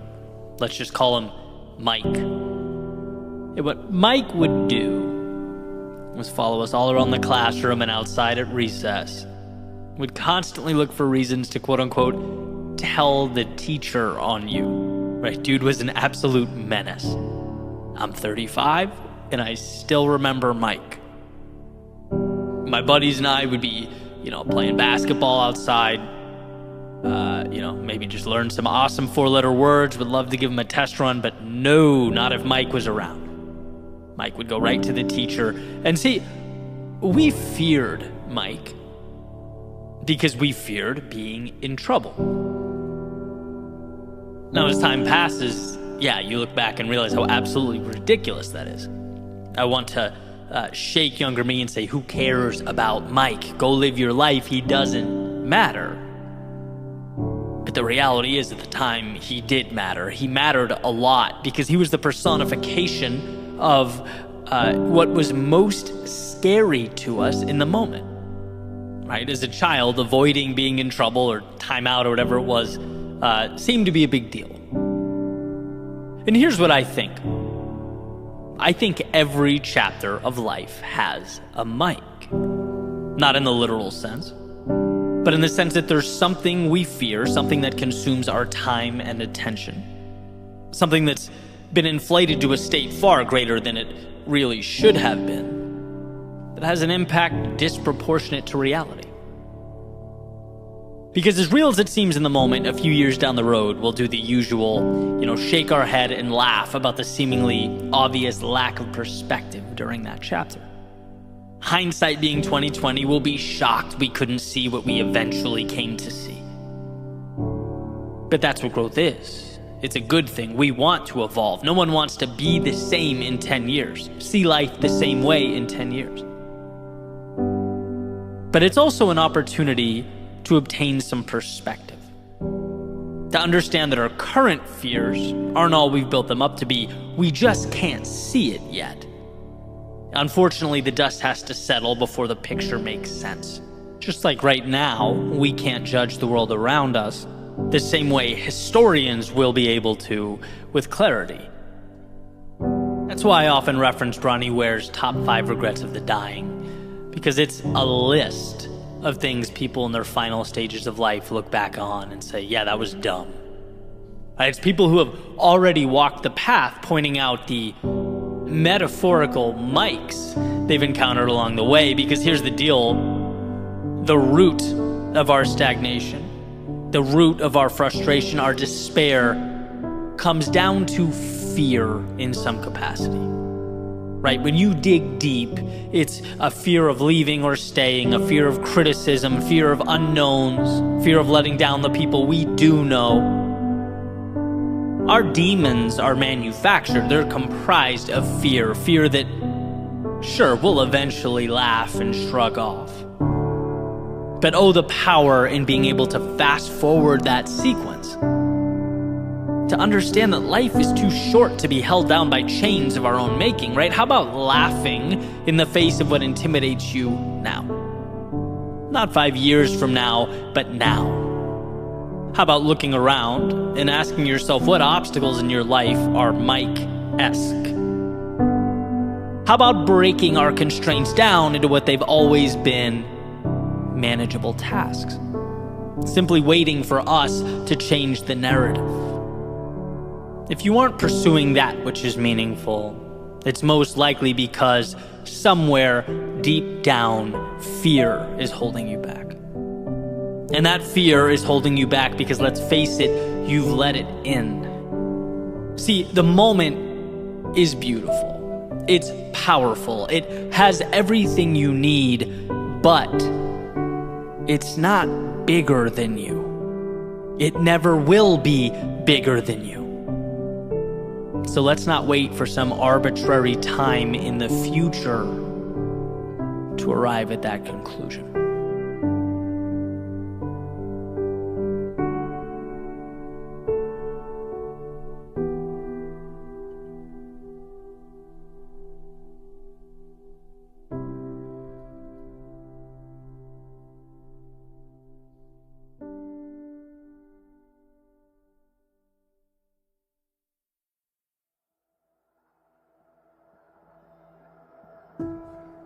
So much of life comes down to control. Understanding what we cannot control while simultaneously capitalizing and making the most of the things that we can. A constant awareness that's critical to our evolution. Epictetus wrote, "We must be at once cautious and courageous. Courageous in what does not depend upon choice, and cautious in what does." And this idea has been shared many, many times in many ways over the centuries. Another of which a lot of folks have heard is the serenity prayer, right? God, grant me the serenity to accept the things I cannot change, the courage to change the things I can, and the wisdom to know the difference. But regardless of how it's said and who it's said to, the point is the same. There are things we cannot control that we must find a way to stop exerting ourselves, stop exhausting our energy on. They are, as the saying goes, what they are. These obstacles are immovable. And rather than continue to push and push and push with all our strength and energy, our time is best suited learning to effectively navigate them. And then there exist those things that are in our control. I believe it was The Power of Now by Eckhart Tolle. He said, and I'm paraphrasing, if something cannot be changed, stop thinking about it, right? The future represents anxiety. It's worrying about things that haven't happened yet. The past is essentially depression. It's worrying about things that already happened. We can't do anything about the past or the future. All we have is now. And if it can be changed, then act now in bringing about a desired result. Take that first step. Create some semblance of momentum, no matter how small. But to worry about what is behind you or in front of you is actually insanity. I remember loving the simplicity and pointedness of that message. Accept it, eliminate it, or adjust yourself to it. Sometimes it helps when I think about things in metaphors, and I tend to do it often. This morning I was drinking coconut water, right, of all things, and I was thinking, man, it'd be nice, you know those little pieces of coconut that float around in there? I was like, it'd be great if they were not in there, right? So I had this idea, just grab a strainer, pour it through the strainer into the glass. I'm leaning over the counter, watching the pieces of coconut collect in the strainer, and I'm just thinking, sort of zoning out. Like, imagine if those were my problems, just being separated out of my life just like that, how nice it would be. Captured in a little net, and then, discarded, thrown away. But, it didn't take me long to realize a couple things. One, such an idea would never happen. Life will always have some obstacle to place before us. That's what life does.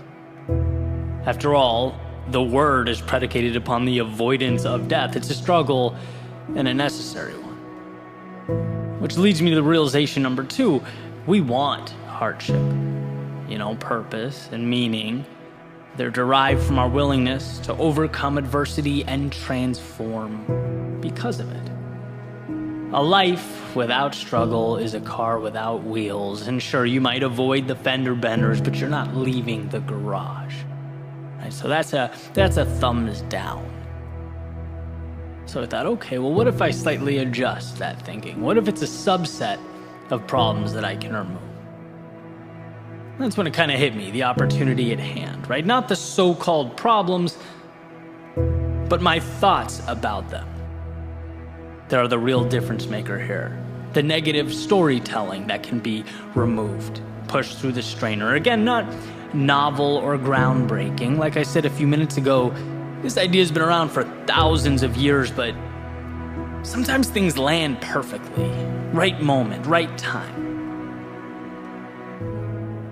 And I knew what I needed to do was remove the worries and concerns pertaining to the events that I could not change. Yet I exhaust my energy dancing around and around with my thoughts about them. You cannot change the future. You can change right now, which ultimately becomes the future, and there's a difference. I had to, pull that back in. See, I think most of our problems are derived from anger or emotional attachment to the immovable, the unchangeable. One of my favorite sayings is, you can't change the direction of the wind, but you can always adjust your sails. And see, when you remove the self-tormenting you have going on about your past, things you wish you did or didn't do, when you remove the concern that the future won't be exactly what you want it to be, which tends to be where I lean of the two, you're left with one thing: the present, right? Clarity. You have officially empowered yourself because the things you allocate your energy to can be changed, can be made better or adjusted. And that's really what it's all about. You can't change the fact that someone you loved or cared about let you down. But when you dwell on it, you're now giving up the present as well. You're preventing yourself from doing what is required of you now to make your life better. You can't control the fact that your company's reducing its size and your department is being eliminated. Can't control the fact that 8% get accepted to whatever you're applying to. Can't control the fact that you will be criticized for doing the unpopular thing, the thing that you believe to be right. And I say these things not to be a downer. I actually don't think there's anything sad about this. To the contrary. Right now that you've accepted these truths, accepted this as reality, now you can move toward what's best for you. No more dwelling on the unchangeable. No more fighting unwinnable wars. No, it's time to go put yourself in position to conquer whatever mountain is next. By straining out the things that cannot be changed, you are left only with what can. You can't change your company's personnel reduction, but you can find something else, something better out there. You can set the stage for a new journey. You can't increase the acceptance rate, but you can increase your value, go above and beyond, put yourself in position to succeed. And if you don't, they're lost. Continue learning, continue growing, continue moving forward. You can't stop the world's criticism, but you can learn to toughen up emotionally, learn to trust your intuition and decision making. Surround yourself with people you trust who lift you up. See, when you stop wasting time and energy on the wrong things, you get the right things. Like Greg McKeown says in Essentialism, it's not what we can acquire, but often what we cut away. Removing the things that weigh us down, that we're dragging along with us everywhere we go. They don't need to be there. I say to myself often that I have everything I need. It's there. Some of it's materialized. Some of it exists as a seed that I need to identify and water and nurture, but it's all right here. Which means the problem will never be that I'm incapable. It will never be that I'm not good enough. No, when I'm in the wrong, it's because I've forgotten to see it. I've either become consumed with the wrong things or lost faith in myself to do the right things. And knowing this has been a gift. It's been tremendous. It's helped me even during the darkest moments to reacquire what matters most. Sometimes it takes hours, sometimes days, even weeks or longer, but I get there. Eventually I arrive, and so can you. You have the ability to parse out why you feel the way you do, to categorize the thoughts in your head. Can I change it? No? Okay, gone. And with all that's left begins the journey, the good stuff. The adversity and the problems that will make you who you are. And don't misunderstand me. I'm not saying it will be easy, but I'm saying it will be worth it. And that's critical to understand. Your world is there to maneuver and adjust, to reshape, but its transformation depends on a laser-like focus on that which is malleable. That's saying, do what you can where you are with what you have. It will lead you to exactly where you need to be. Even if you don't trust the road before you, trust yourself to walk down it.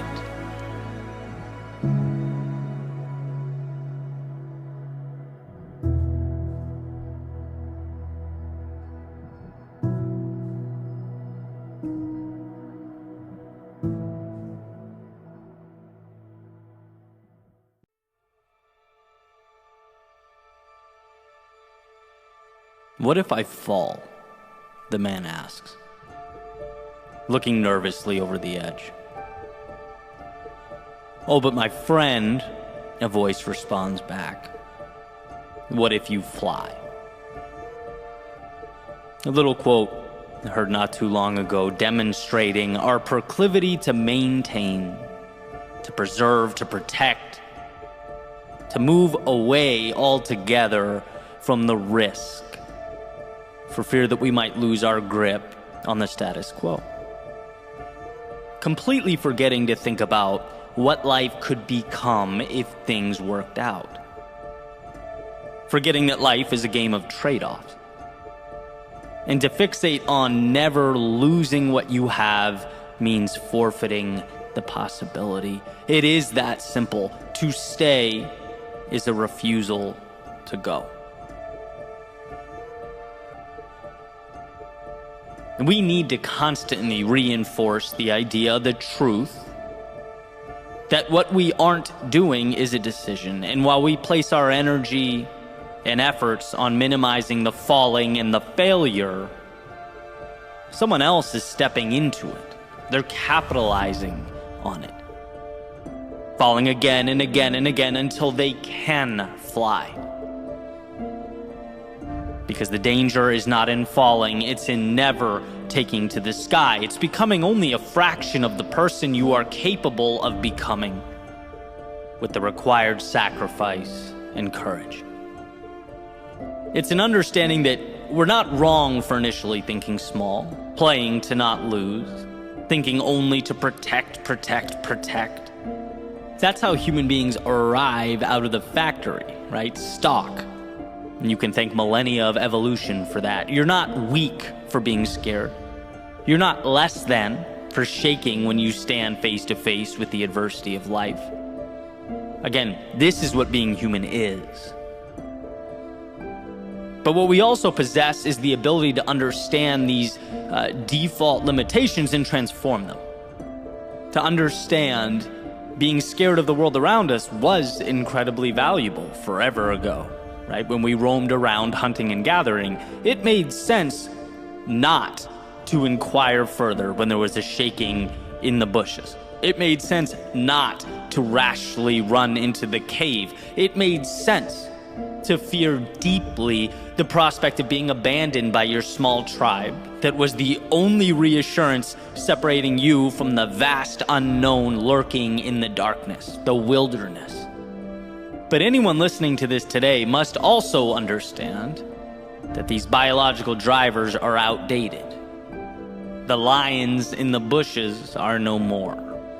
The caves are generally metaphorical, and one's quote-unquote tribe should be carefully and methodically chosen, right? Civilization provides that cushion, and what a luxury. So when life pushes back, and it will, and you feel like you're on that ledge, you will want to turn back. Not because you're weak, but because you've forgotten that the voice in your head screaming in fear can't see the upside. It's blind to the possibility. It only sees downside. It only says, hey, this might bring about discomfort.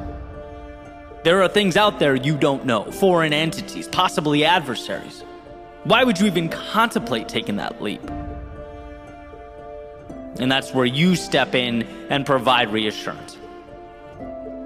Yeah, things could go wrong, but the wrong steps are, one, usually reversible, and two, provide the wisdom that I need. It gives you a chance to inject into the conversation that if things go right, your life changes. That this could be the beginning, and that we don't live until the excitement about what life can become if things work out is greater than the fear of what life would regress into if they didn't. Without upside, there's no hope. Without hope, there is no purpose. And as Viktor Frankl has said, life is never made unbearable by circumstances, but only by lack of meaning and purpose. We're all operating within the same parameters, same playing field. But the difference is, we have different soundtracks, interpretations, and narratives playing behind our eyes.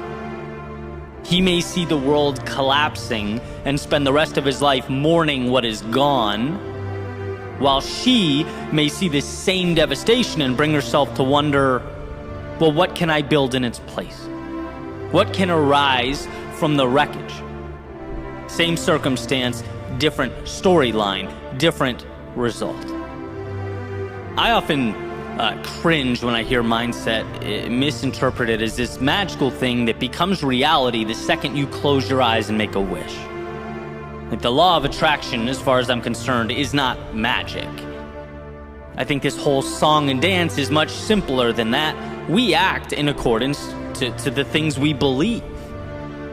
And if you believe you're not good enough, if you believe you're not worthy, if you believe more is out of the question, what incentive do you have to change? None. It's much easier to default to hating the world when that's your perspective. But when you can find the discipline, even for a moment, to pause and ask, well, what if things got better? What if my life could be more? That spark has suddenly given you a reason to take another step forward. It's made an argument as to why that discomfort just might be worth it. The magic isn't that you wished for it and so it was. The magic is that you saw it as a possibility, and in doing so incentivized yourself to move towards that outcome. It's hard to gravitate towards something that has not yet been built. It's hard to stand with conviction in defense of a life that hasn't yet materialized.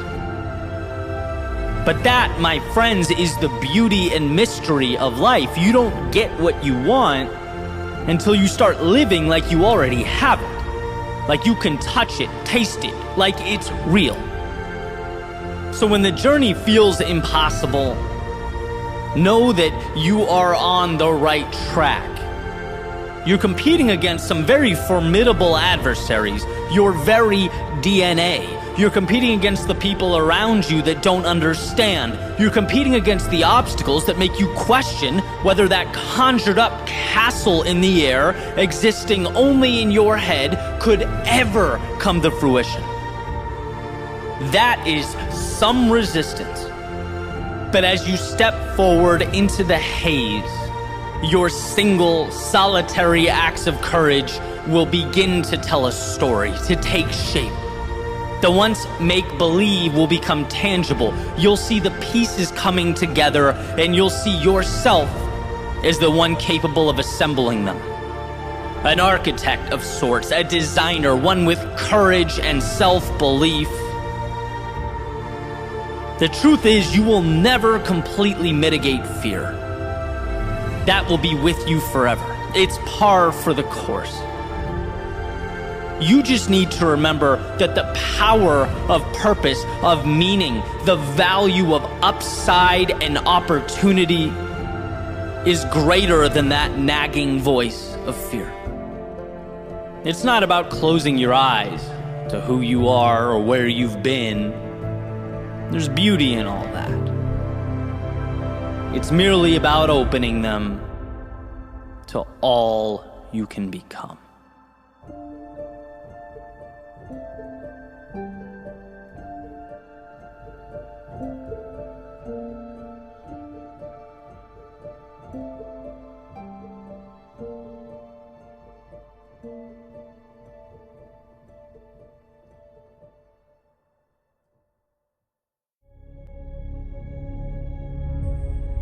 One of my favorite quotes is, "Sometimes success is simply hanging on when others would be letting go." The reason is that it reminds me how frequently the advantage is in not stopping. It's in consistency. It's in showing up.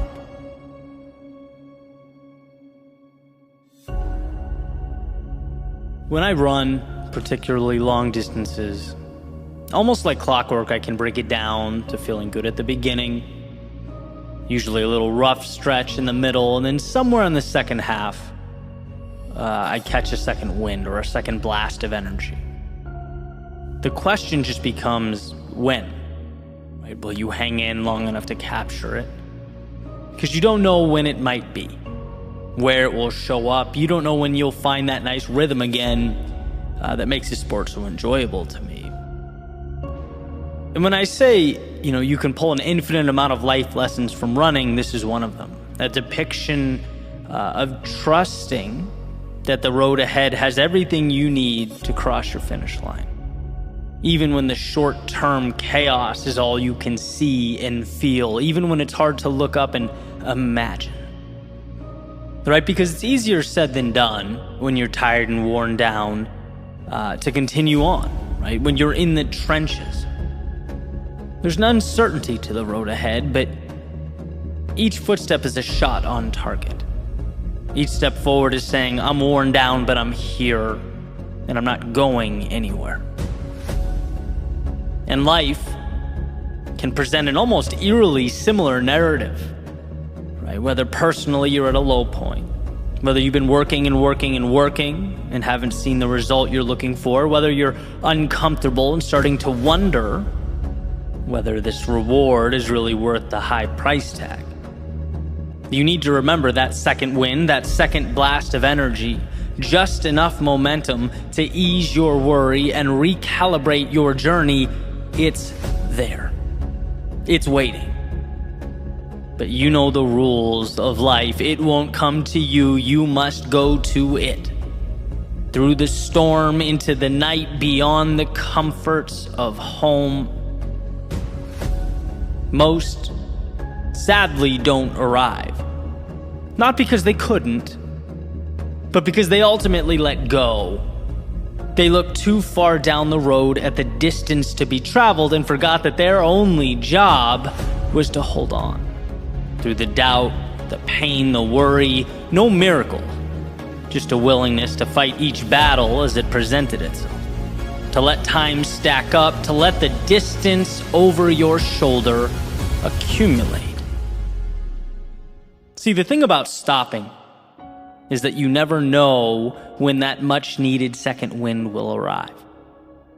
There's a saying that many of life's failures had no clue how close they were to success when they gave up, when they turned around. Now, I'm not suggesting the road will be perfect, or that it won't come with its adversity, mistakes, and lessons. But what we always have control over is the ability to push forward until we finally come face to face with that which we so desperately needed. It's there. I could say it 1,000,000 times and it wouldn't be enough. The pieces exist. Will you hang in long enough to collect them? When the road is intimidating, will you hold on?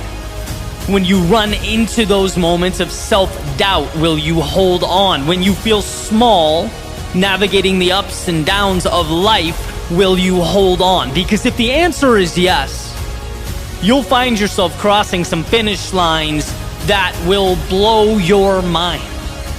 You'll get from life that which most can only dream of. And again, not because of the miraculous, but because you knew that the second wind was coming. You knew it would be there for you so long as you kept moving forward, holding on when most would be letting go.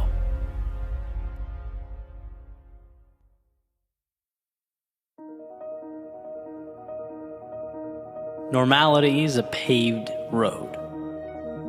It's comfortable to walk, but no flowers grow. Vincent van Gogh.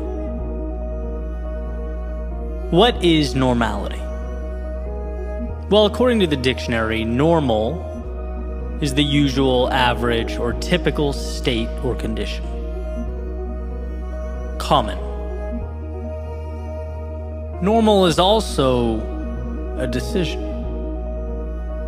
There's a quote by Robin Sharma, and I've looked to this for years. It states, if you want what the 5% have, you need to be willing to do what only the 5% are willing to do. What they obtain is not, definitionally speaking, normal. It's uncommon. And what they do to arrive at that outcome is also uncommon. They play by a different set of rules, and in doing so end up with an entirely different outcome than most. To put it simply, we arrive at normal when our effort level is normal. You put in normal hours or give average effort at work, most likely your results, career progress, compensation will be normal. You pay moderate attention to your fitness, your health, well, your level of physical fitness will be normal. You dedicate typical levels of effort to your relationships will be normal. Not terrible, but not remarkable. Right? And I'm sure you get the idea here, the pattern. Generally, over time, what we get starts to reflect what we gave. And here's where the self-assessment comes in, the awareness. You have to ask yourself, in pursuit of something greater, whether your actions are aligning with your goals and objectives. There's nothing so futile as telling yourself you're going to achieve miraculous, larger-than-life outcomes, and then putting in average, typical, normal effort. If normal goes in, normal comes out. And as I was thinking about this recently, as it pertains to my life, I had a little epiphany. Right? So fitness is a big area of focus for me. I run or do some type of strength training 6 days a week. As far as I can tell, that level of effort is beyond normal. Right? I go above and beyond in that area of my life. But even though I'm aligned on my mission to be the 5% there, I realized there was a gap. I realized my diet was very normal, completely unextraordinary. It's just easy to convince yourself to eat whatever you want after a really long run, right? Why not pizza? After all, it's the normal thing to do. But I had to remind myself that what I wanted in that area of my life, holistically, is not normal. Therefore, the inputs cannot be normal. It was time to start standing up to those things that are very easy to say yes to rationalize. And that's the idea here. I pick my 5% categories where I truly want to excel and make sure there is nothing normal about their development. You want top tier results? You have to give top tier effort. Make the sacrifices, map out the path. I've come to see this differently over the years. It's not an indictment against you as a person for choosing normal, but know that it is indicative of a choice. And the output eventually comes to align with the input. All the actions or lack thereof stack up to resemble something. And it's up to you to decide what that is. And so the next question, perhaps somewhat of an obvious one, is when it comes to the things that matter most to you, why stay confined to normal? It's the above and beyond, the peak experiences, the times we overcame, fought and won, took the risk and came out on top. That's when we are at our best. That's when we get the most from life. So is normal the end of the world? No. It's just that abnormal is the beginning of one.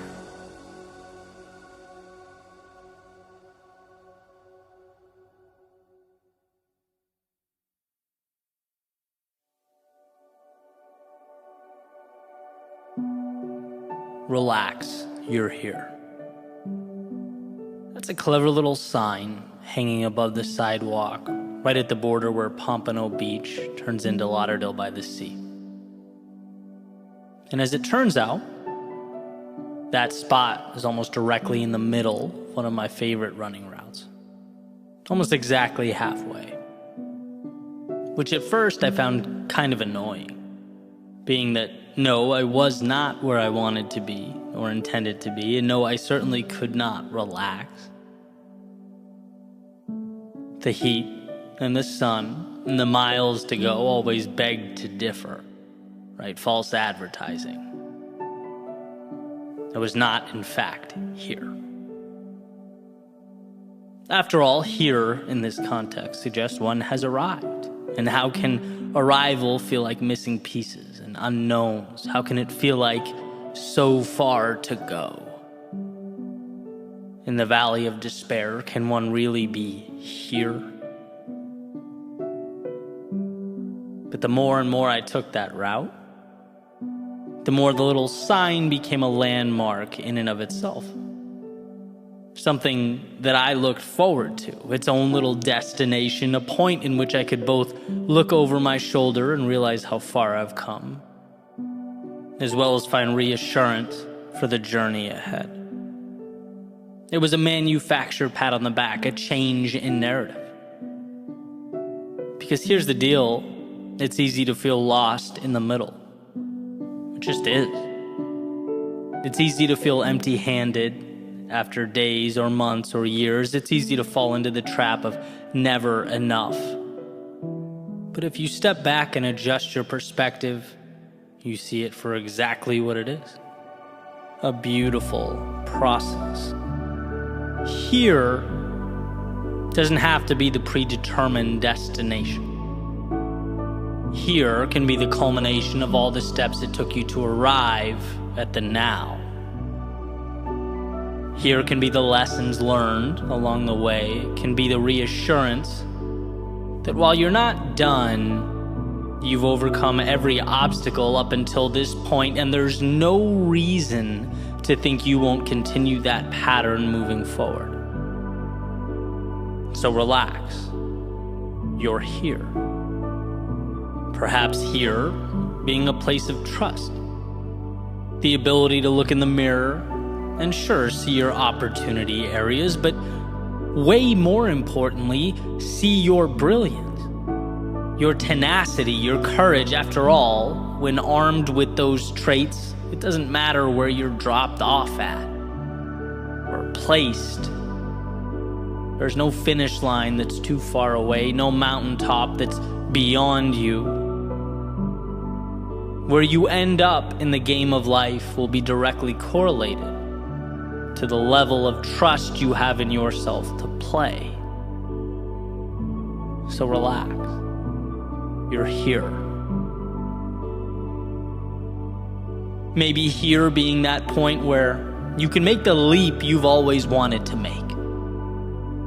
Where you can feel confident that the unknowns don't stop you, they inspire you. Where you see the past as proof that your limitations exist only where you decide they do. And here is not a wall or a barrier, but a springboard to the next great adventure, where you find that spark of inspiration to push against life and see what comes back, to test the waters, ride the wave, that self-identified beginning that lights a fire in your soul. So relax, you're here. Maybe here being the point where you realize you've been selling yourself just a little bit short. Where the image of yourself that you've created in your head is lacking. The metaphorical shoes you've been wearing have been outgrown. And here is where you change them for something that better suits you. Where you make a contract with yourself to endure the growing pains and the discomfort, where you willingly pick up the pace in exchange for that adrenaline rush associated with leveling up. The excitement of the wind on your face, the increased speed opening up your mind to the realization that you haven't even scratched the surface with regard to your potential. And that alone is a gift. So relax. You're here. Maybe here is a reminder to simply enjoy the now. To stop thinking only about what's down the road and look around. To realize that the future is just a fantasy about what might come. And the past is a retelling of stories that have already occurred, making your experience on this planet only right now. A culmination of right now is stacking up to comprise your entire life. And while the destination is the purpose that pulls you through, the very idea of a destination is essentially trading a current right now for a future one. So maybe look around and enjoy what you have. Appreciate the moment in all its glory. Relax. You're here. See, whatever here means to you, it's essential that we know, even in the heart of the storm, the chaos of battle mid-journey, that you have everything you need. Not just to survive, but to adjust and re-examine, to identify what means the most to you and follow that like your life depends on it. Relax, you are here. Here being the inflection point that separates the past from the future, that cuts your negative self-talk and those self-imposed limitations down to the nothings that they are. For me, that sign and its message have become a reminder of the duality of life, the tightrope that I have to walk between chasing down the dreams that pull me out of bed every morning and simultaneously cherishing the moments that comprise the journey. Sure, it's the halfway point of my run, and sure, I have ways to go. Sure, celebrating now would be counterproductive, but breathe in. Look what I get to do. Look where I am. Look what I have. They say we live not for the destination, but the journey, and I think that's right. I think in a way, the finish line might just be the excuse we give in order to experience the steps that take us there. It's the chase, the pursuit, and so relax, you are here reminds me that I'm in the thick of the good stuff. Ed Helms, at a commencement speech, quotes his character from The Office, Andy Bernard, as saying, "I wish there was a way to know you were in the good old days before you've actually left them." Well, this might just be that reminder. Grow to something you've yet to become, but with everything you have, appreciate who you are now. Respect that finish line, but cherish the race. When the time comes and we've reached the end of our days reflecting back, I think there are two successes that I'll identify as I'm reminiscing. First, I don't want to look back and feel regret for a lack of courage. I don't want to wish that I'd been bolder in pursuit of my dreams. No, I want to accomplish the unthinkable, capture the unobtainable. But second, I also don't want, when reflecting back, to realize that I never looked around and enjoyed the ride. That I didn't know what I had the entire time. That when things felt like a lot, I forgot that a lot was in and of itself a gift.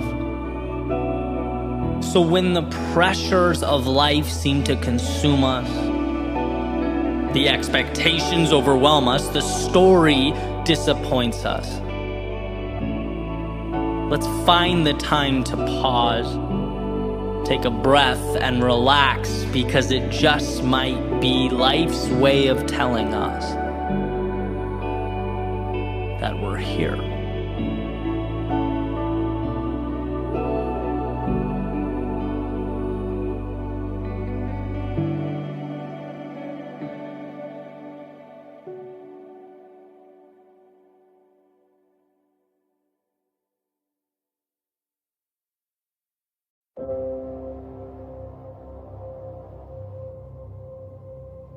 Sometimes when you don't know where you're going, the best thing to do is go there. A wise man once stated that an object at rest stays at rest. And while his rationale was a little different than mine, I'm going to borrow from his premise.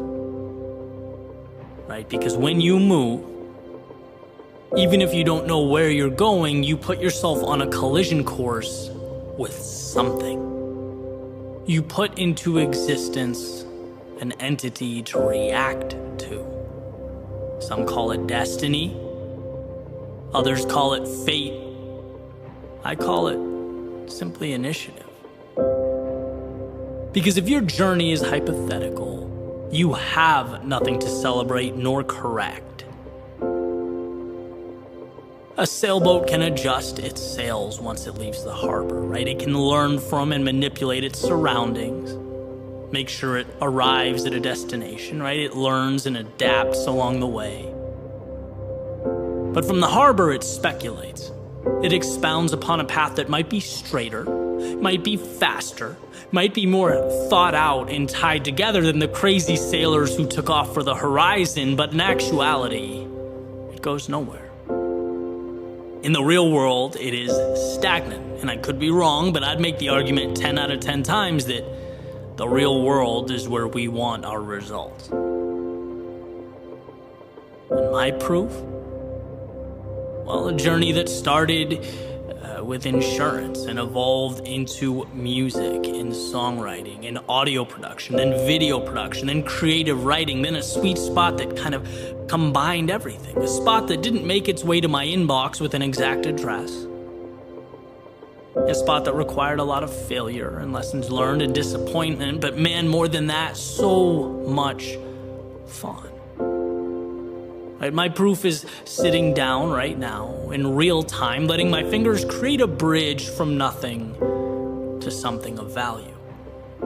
By the way, after sitting here staring at a blank screen for hours, it's just starting. Could I be wrong? Could I screw up? Could I wildly miss the mark? Yes. In fact, it happens more than I'd like to admit. But here's the beauty, even if I am wrong, I now have something to work with. Something has been brought into existence. And well, that means I'm officially further along than I once was. And I've heard over and over again that there is no perfect moment, that you have to just go.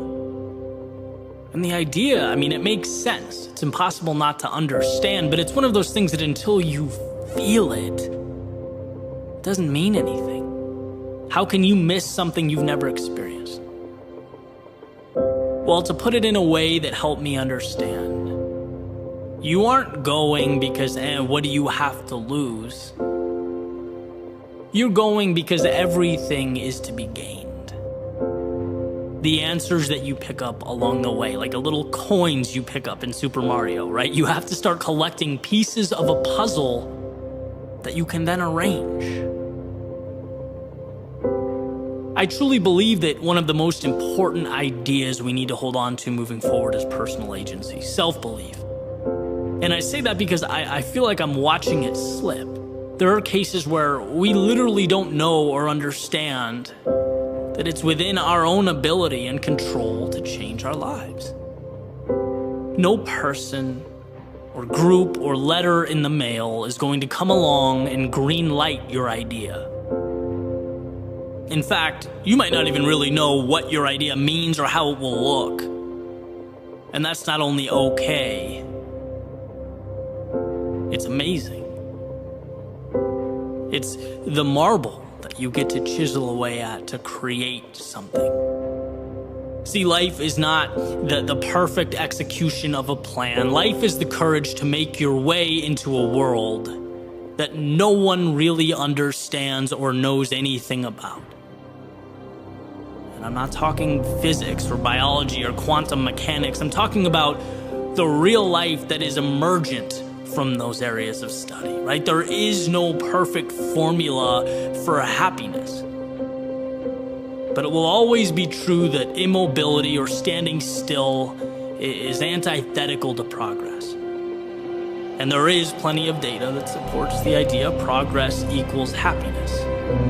We want to move towards something. So that's what this is about, right? Here's to not being scared of what we don't know. Because somewhere in the realm of what we don't know exists what we need most. So yeah, stop waiting for the perfect moment. And yes, begin. But not because it's an ultimatum. Do it because the things that make life fun and intriguing and exciting and ultimately worthwhile, they live on the other side of your front door.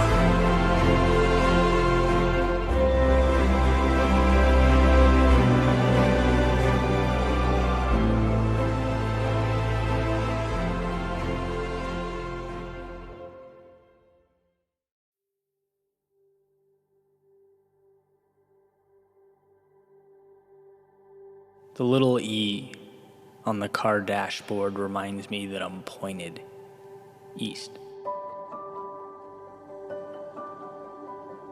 As I sit at the red light, perpendicular to Ocean Ave, staring out at the water, this is it. This is as far as I can go. There are no more streets or towns or cities. There can't be any more stops along the way, just miles and miles of ocean. And it's interesting for me to think about all the changes I've made up to now, growing up outside of Los Angeles on the opposite coast, relocating again and again, sometimes very targeted, methodical moves, sometimes just for the sake of change, but always moving, always going. There's a saying that wherever you go, you take yourself with you, right? You can change the scenario, the circumstances, the surroundings, but ultimately, you can never outrun yourself. You are accompanying you on whatever journey awaits. And it's often not until you run out of real estate, until there's no more road or options, that you're forced to look in the mirror and acknowledge that it is you who must change. It's you who must evolve and become that person that you need you to become. And that can be a scary thing. After all, anyone can get in a car and head east. Anyone can point the compass away from the chaos of now, move away from their demons. But how many of us can find the strength to look those demons in the eye? How many of us can make ourselves bigger than what attempts to weigh us down? All of us can, but how many of us do? Are we running to something or from something? Because there is a difference, and that difference is not small. One of my favorite speakers, Jim Rohn, when referencing our journeys through life, our push to make more of ourselves, he essentially said, it's not what you get at the other end. It's who you become along the way. And I think, like everyone, I've forgotten that from time to time over the years, forgotten that value is not simply in going, but in becoming, in the courageous little steps that accumulate over time. Forgotten that the external world might inspire or excite, that change might invigorate the soul, that the road untraveled might remind me of life's beauty, but these externalities are only as valuable as you allow them to be. They're only opportunities if you decide them to be so. Change inspires, but will you let it inspire you to do that thing you know you need to do, but are terrified of doing? And that road, it might remind you of life's beauty. But will you let that reminder be your invitation to share your own beauty with the world, whatever that means for you? Can you be that vulnerable? Can you take that leap in the story of your becoming? See, it is incredibly easy to look out at the world and pinpoint its flaws. All those little problems and imperfections, they tend to jump out at us. But can you identify what you, yourself, need? Can you be courageous enough to ask those questions of yourself? What matters to me? What does a meaningful life look like to me? Where am I falling short? That is a conversation that needs to be had. And it needs to be had often. Otherwise, we will drive and drive and drive until we hit water and are forced to ask that question. Because it's interesting that when we don't pause and make the changes that need to be made, life has a way of ensuring that we do. But when it's mandated by life, it tends to be a lot messier, a lot more chaotic. At least than when we make the decision ourselves. But either way, we cannot run forever. Either way, We must step into a new pair of shoes and learn to walk confidently with them into the night. There are plenty of little mantras floating around out there, little pieces of advice, and perhaps it's best for us to weigh them each individually, see what meets our needs and fits our criteria. After all, life is not one size fits all. But one of my favorite among these is to do one single thing that scares you every day, and I'll tell you why. Because when we become conditioned to turning our backs on all the uncomfortable things in life, we cripple our prospects of a better tomorrow. It's synonymous with the seed refusing water, saying no to the very thing it needs most. And what should be noted here, one of the reasons it's so dangerous, is that saying no is incredibly subtle. It's not some big event or explosion. There's no fireworks show that occurs every time you walk away from what you need. No, it goes unnoticed. And again, one of the greatest challenges is quantifying that which we don't do. How do you measure that thing you walked away from? Well, unfortunately, you can't. You can't, at least until you're staring out at the Atlantic with nowhere to run, no more escaping on the agenda. You don't know until you're forced to pick the pieces up and make something of them. And I say this so that hopefully it can ignite that spark in your soul that you need most, whether you previously recognized it or not. I say this to remind you how much bigger you are than your problems, how you have the ability to transform all that exists around you when you transform yourself. There's a certain inevitability associated with how we see ourselves. And I believe this to be true at both the personal and the societal levels. Anyone can look in the mirror and see the past, where they've gone wrong, how inadequate and ill-prepared they are. But the courage to look in the mirror and see strength, to both identify and understand one's shortcomings, but know that you have the power to do something about it. To know that the times you fell or didn't make the cut, they don't indicate that the endeavor was all for naught or unequivocally wrong. No, there is so much good tied into your pursuit. So much beauty and courage ingrained in your soul. But imagine a life where you no longer run from the gaps, but close them.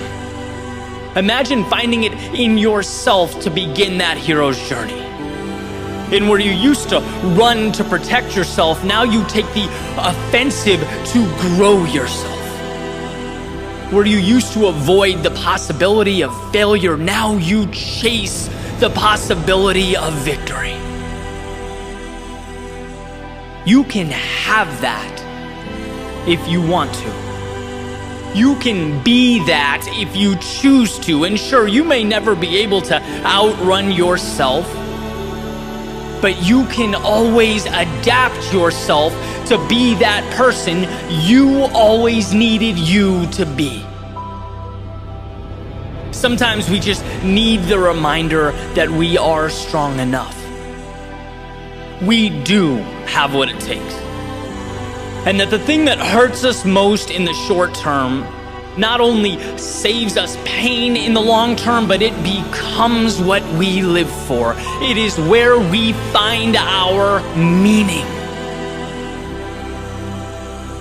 And so perhaps this ocean before me is not there to remind me of my constraints, that I have no road left, but a reminder of just how often we measure using the wrong metrics. Perhaps I needed to see again that it's not where I end up, but who I become along the way. That when the internal self steps into the shoes it's been too intimidated to wear, that when the world within becomes the beacon you need it to be, The roads and the stops along the way, they matter a little bit less than the eyes that process it all, that decide what it means, how it will be utilized in the game of life. And so, yes, the little E on the car dashboard, it says that I'm pointed east. But as I sit at this red light, perpendicular to Ocean Ave, staring out at the water, I know this is only the beginning.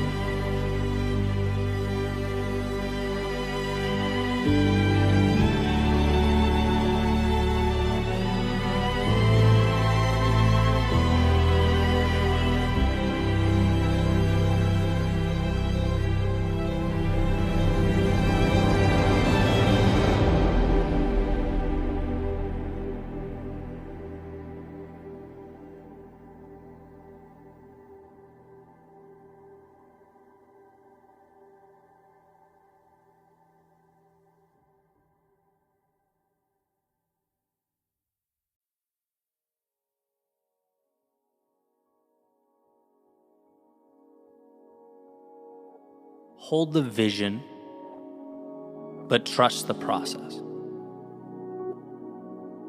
An idea that should act as our North Star, right? As we make our way through life, it proposes believing in a goal, but at the same time understanding that its manifestation will be unpredictable, challenging. It may not unfold the way we thought it would.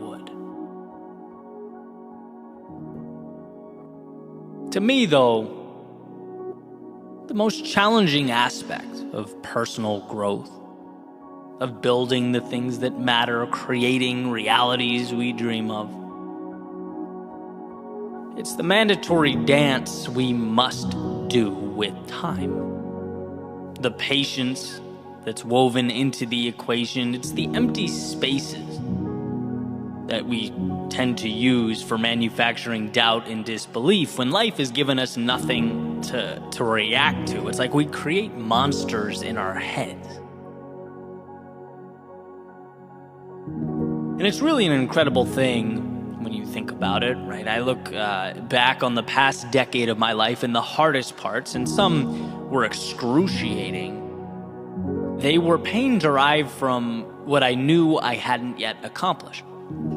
It was a feeling like I wasn't moving fast enough. Like the winners in life had that over there, and all I had was this over here. A completely nonsensical narrative, but one that certainly felt real. Discomfort from the delta or the gap between what I wanted and what I had. A feeling that would randomly dip in and out of my conscious mind as I sort of chipped away at my goals day in and day out. And I started to wonder,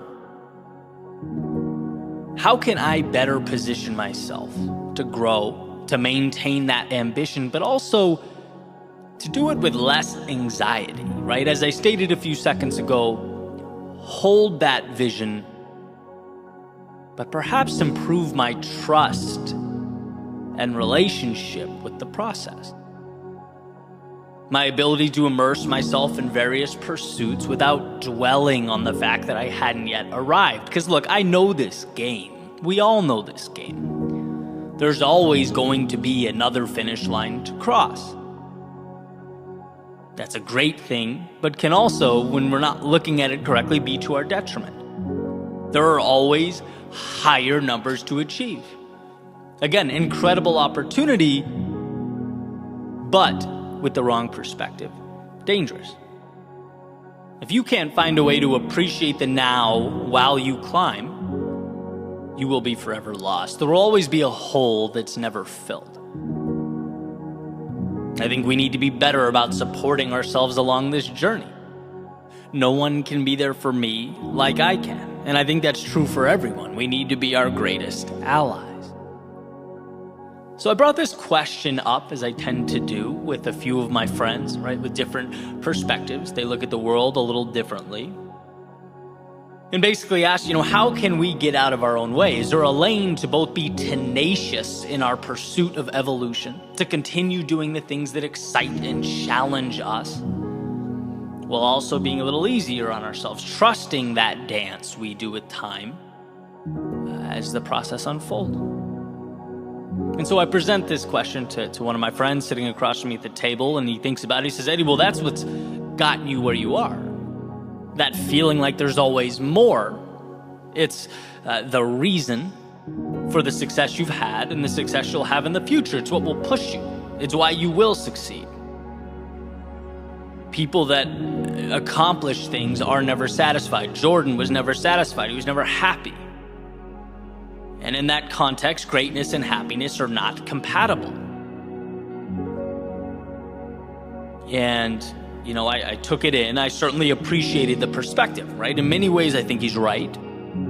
Sort of reminded me of the idea behind Tim Grover's book, Relentless, that it's an obsession that must take place. It doesn't leave room for much else, right? Incredibly valuable to understand, if anything, just to see, just to grasp what it means to achieve in a world of obstacles. But truthfully, I wasn't entirely satisfied, right? How can we better visualize the process so that we're more powerful allies to ourselves? That's what I wanted to understand.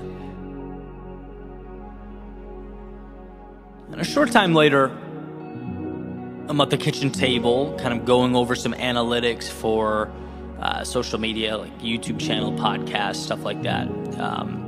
And my father, who happened to fly in from Boston, he's at the kitchen table with me. We're having some coffee, and I made a comment about the trajectory of the numbers. I forget that particular week. Maybe it was higher or lower than expected. I don't really remember. But he made this comment about the patience that I've had with the channel over the years. Just an offhand remark. He said, the numbers are like the S&P 500, right? The stock market. There are days when it drops, there are days when it rises, but over the long haul, it's steadily pointed up and it continues to point up. And I found that so interesting. I harp on the small things a lot on this channel, the little breakthroughs that pave the way for larger transformation, ideas that change the way we look at things, which ultimately change the way we act, which change the results we get, and this happened to be one of them. It hit me just right. What is perhaps the most important piece in the famous book, The Intelligent Investor? What is the idea that made Buffett a billionaire? It's that you invest in things you believe in and you remove the emotion. You hold the dips. Right? When the stock market takes a hit and everyone's panicking and acting emotionally and selling, you don't sell. You buy more, right? When the world emotionally rushes out, you rush in. And when the world emotionally rushes in, you step out. Well, in life, there will be days when your metaphorical stock drops. At least you feel like it does. Right? Those YouTube numbers, perhaps numbers in the old bank account, maybe fitness goals fall flat, maybe you're just not seeing a return on investment. But we are never defined by the events of the day, even the worst of days. They're merely a small part of a much larger pattern, and the truth is, sometimes success is so small, you can't see it. Of course you're going to be anxious if you think every day should be comprised solely of mountaintops and finish lines, if you're always looking, comparing, contrasting. But sometimes success is 0.00001% better. Sometimes success looks like the S&P 500 taking a hit, dropping for a day, a week, or a month. Sometimes growth doesn't look like what we want growth to look like. But just like intelligent investors, you are putting your money in the belief that at a certain point down the road, the value will be higher then than it is now. And this idea has been everything to me, particularly on the days when it feels like things are going backwards, over periods of time where I feel like I've been standing still, where the voice in my head is presenting all kinds of scenarios that I could have been better or done more, and maybe so. But these times are nothing more than data points. They are steps along the way. And knowing this, it essentially frees me from the delusion that growth is always visible, that I can always look around and see visible triumph. It allows me to march towards my goals and my dreams, having a renewed relationship with each step.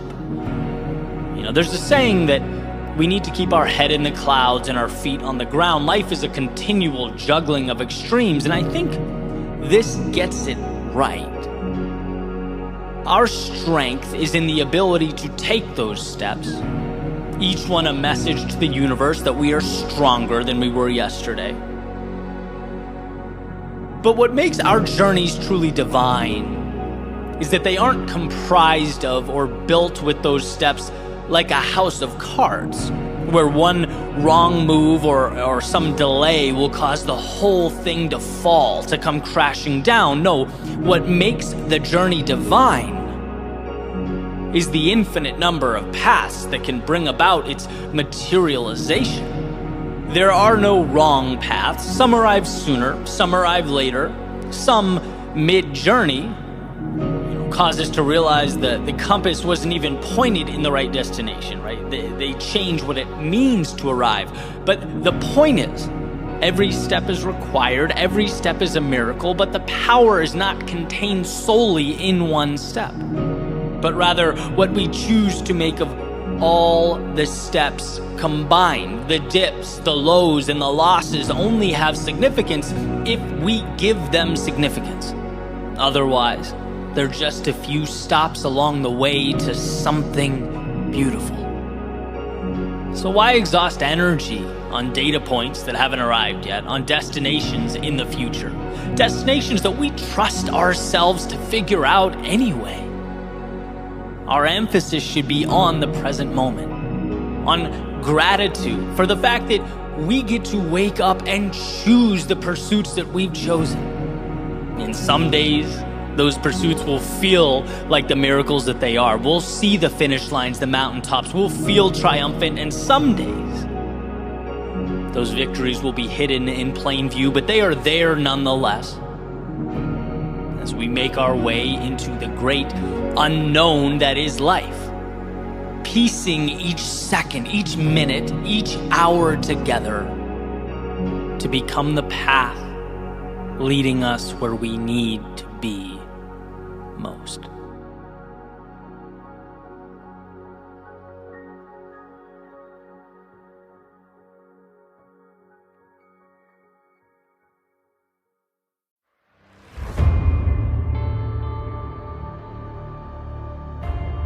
Everyone wants to be great. Everyone wants to be the best, the top, the 1%. Or as the saying goes, everyone wants to be a beast until it's time to do what beasts do. See, what life has revealed and continues to emphasize is that our most vital decisions, they present themselves in the dark of night. The chaos of the battle, they show up amidst our discomfort. We know these moments. The ones that seek to stop us in our tracks and turn us around. They are what must be prepared for. They are the gateway to excellence. So let's look at the big picture for a minute. Life in totality. Because consistently doing the simple, easy things, they're important. Consistency of that which is simple is the foundation. It's what we build the structure upon, but it is far from everything. Moving right along, we have the difficult things that push us to be more, that show us who we are, that hurt, that test us, the temporary storms. They are the armor we come to wear. They're what prepares us to endure the trials and tribulations of life like a muscle that must be grown and developed. But the difficult things are far from everything. Because lastly, we have our defining moments. The moments that put it all together. When the sky feels like it's falling, the body feels like it's failing, the mind feels like it's dwindling. Presenting the question, will you do the hard thing when you feel like you can't do the hard thing? It's doing what's difficult when the situation around you is screaming at the top of its lungs. You've gone too far. You've separated from normalcy. You are wandering into something that can no longer be deemed predictable or safe. See, running is hard. But running when you're tired, when you didn't get a great sleep last night, you don't feel good, when you're busy, when your schedule's full, when you have things to do, when you're in the midst of your workout and your lungs are screaming for air, the cloud of pain is hovering over you as you make your way forward for no other reason than you told yourself you would. That's not hard, that's transformative.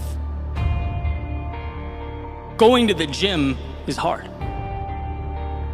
But going to the gym when you don't want to, when you don't even feel like stepping into the car, when your mind is trying to rationalize a day off, when you're asking yourself what the point was to begin with, that's not hard. That's transformative. Growing your business is hard. But growing your business when you've experienced a monumental letdown, when you went all in and were left empty-handed, when you were chewed up and spit back out, yet you showed up, kept your eyes locked in on that win, that's not hard, that is transformative. See, these monumental moments, the ones that break so many of us, that we've all come face to face with over the course of our lives, they're not about easy versus hard. They're about doing the hard thing when it seems as though you cannot do the hard thing. The world is saying no. Your body is saying no. That chirping in your head is saying no. Can you separate yourself from that hurt and that anger and that disappointment? Can you segment the negativity, knowing that you will do what you can to remedy the situation, but that life's curveballs can't stop you from moving forward for the simple reason that you won't let them? When life gets hard, you have to be harder. The one who gets bolder. You have to learn to surprise yourself. Here is what I believe to be the goal, the pinnacle.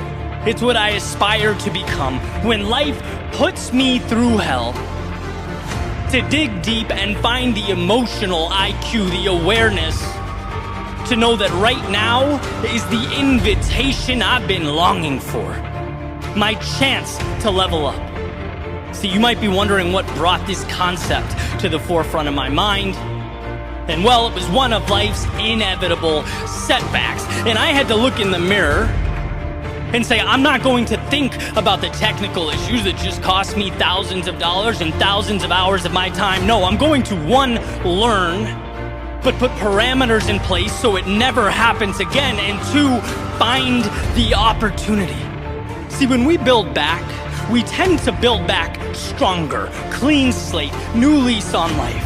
Where can I be better than I was? Where can I pinpoint and capitalize on the value I once walked right by? When we adopt this mentality, we become unstoppable. Someone on the outside looking in might say it's over the top, and it is. But so are the things that I want. They might say it's not that simple. Correct. Running away from our problems is simple. I'm not about that life. They might say it's impossible to do all the time, to think that way every day, and perhaps so. But if we bow our heads and retreat every time life isn't perfect, we'll never attempt anything. I'm not aiming for perfection, I'm aiming for progress. Those who aim for perfection tend to spend the entirety of their lives doing exactly that: aiming, planning, speculating. Wanting more for yourself means receiving more rejection from the world. It means elongated valleys of despair. It means deeper treks through the heart of the vast unknown, across distant lands and through turbulent waters. It means doing the hard thing when the circumstances are what mere mortals call impossible. At some point, we must transcend the versions of ourselves we once were. We must recategorize and redefine the adversity we face in life. Be the ones who find something where others see nothing. Find value in the seemingly valueless. Let us start from the premonition that there's always a solution. And if there is always a solution, there is always a way to bring it to existence. Some will stop at easy. Fine, let them. Some will stop at hard. Great, to each their own.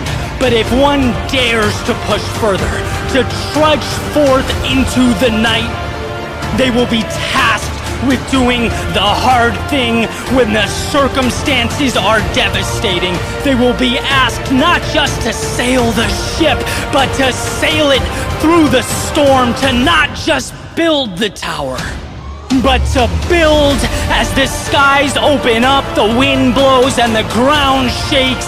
That will be the difference. That has always been the difference. So what will you do when the time arises? Who will you choose to become?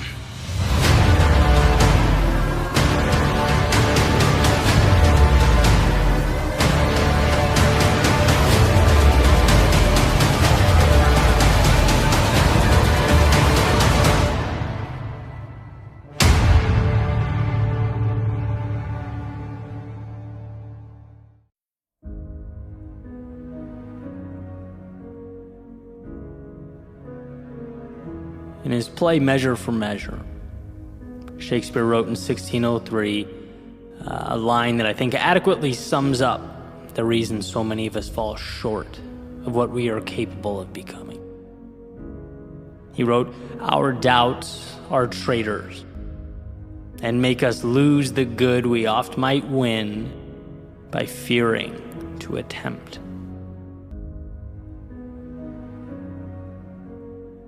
Our greatest tragedies and regrets in life tend not to be our mistakes. They're not when we try and we falter. No, the vast majority of the time they arise when we do not even attempt, because fear has prevented that very first step. It's when we have that perpetual light shined on all that can go wrong, while the upside and the opportunity sits in the dark, just out of frame. And in a world where you get what you focus on, to only focus on the worst possible outcome, it's a death sentence.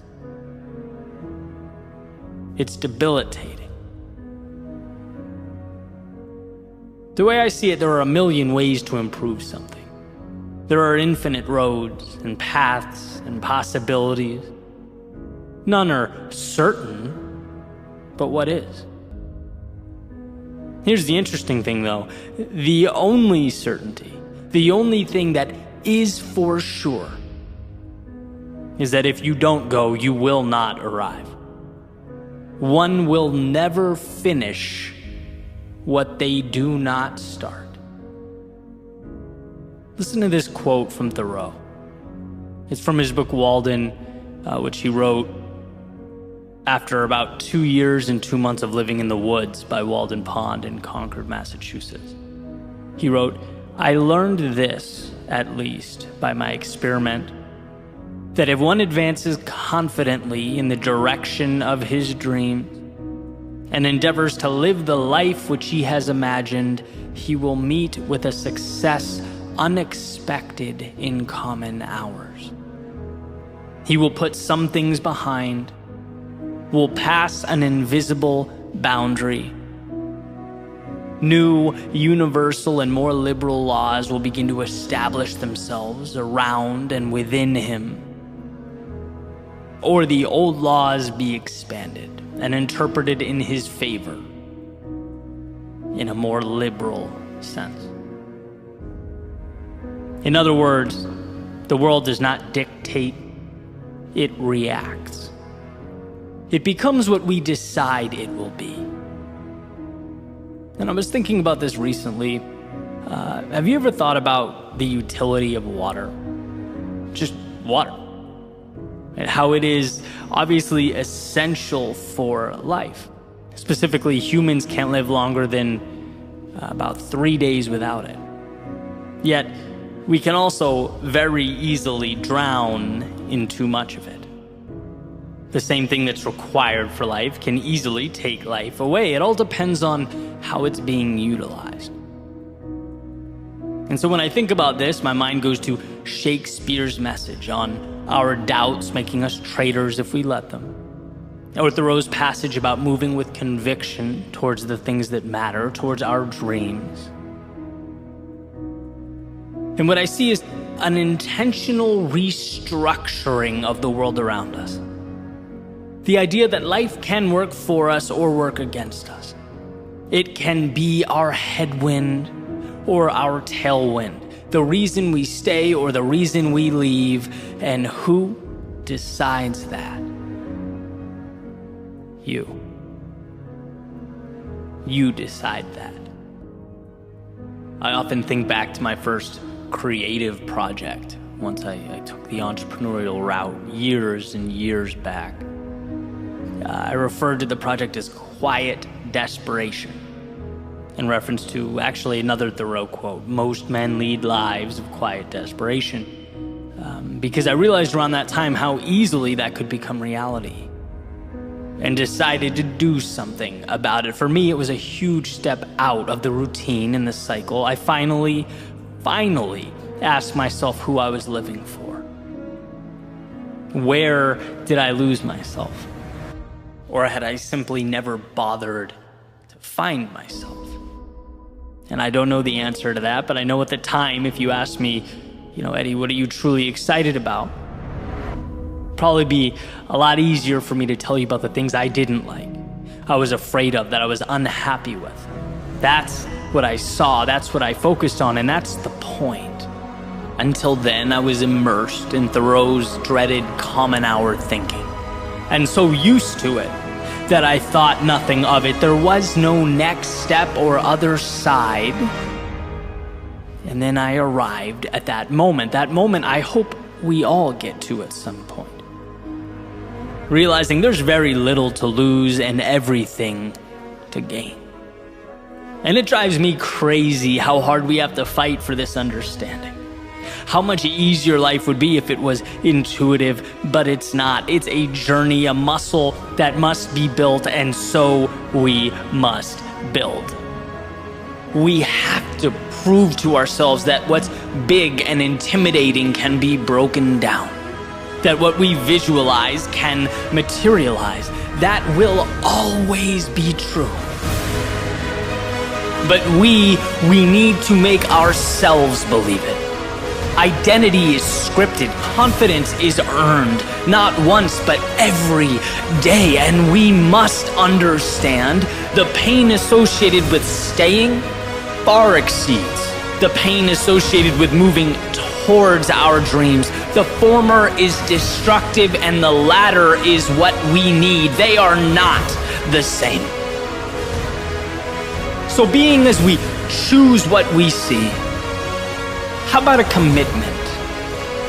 Not a commitment to be perfect, not a commitment to have all the answers or avoid mistakes. No, how about a commitment to allow ourselves the courage to be imperfect? A commitment to go when we don't have the answers. A commitment to see mistakes as a necessity instead of a catastrophe.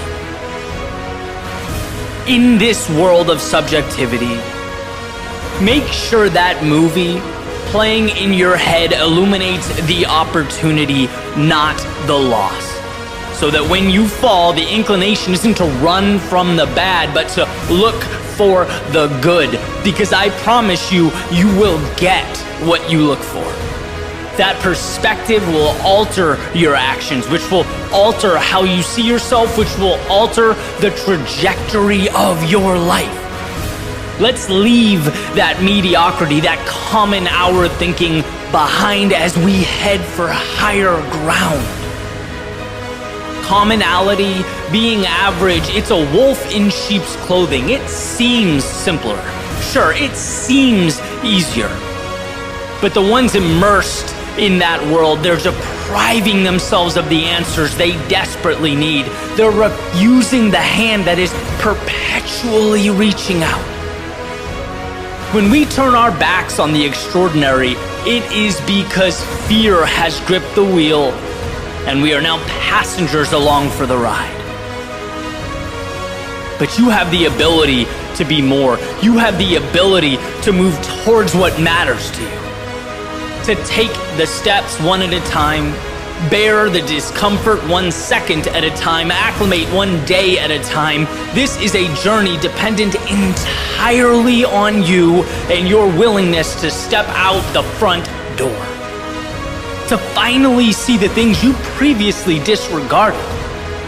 And when your eyes open, you'll see that you can be your ally or your enemy. This can be the beginning of a new chapter or the continuation of a current one. This is your story.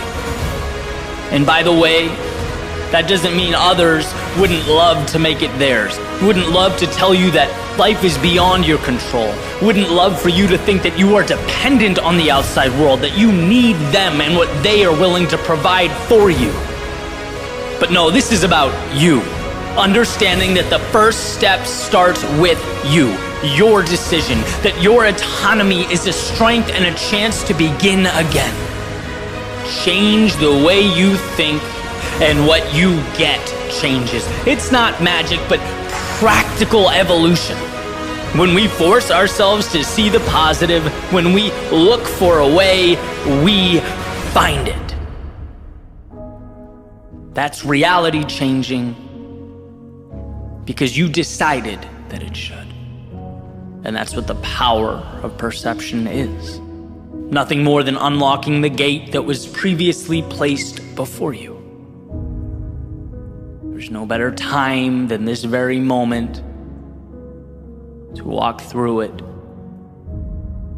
and rewrite your story as it should be written.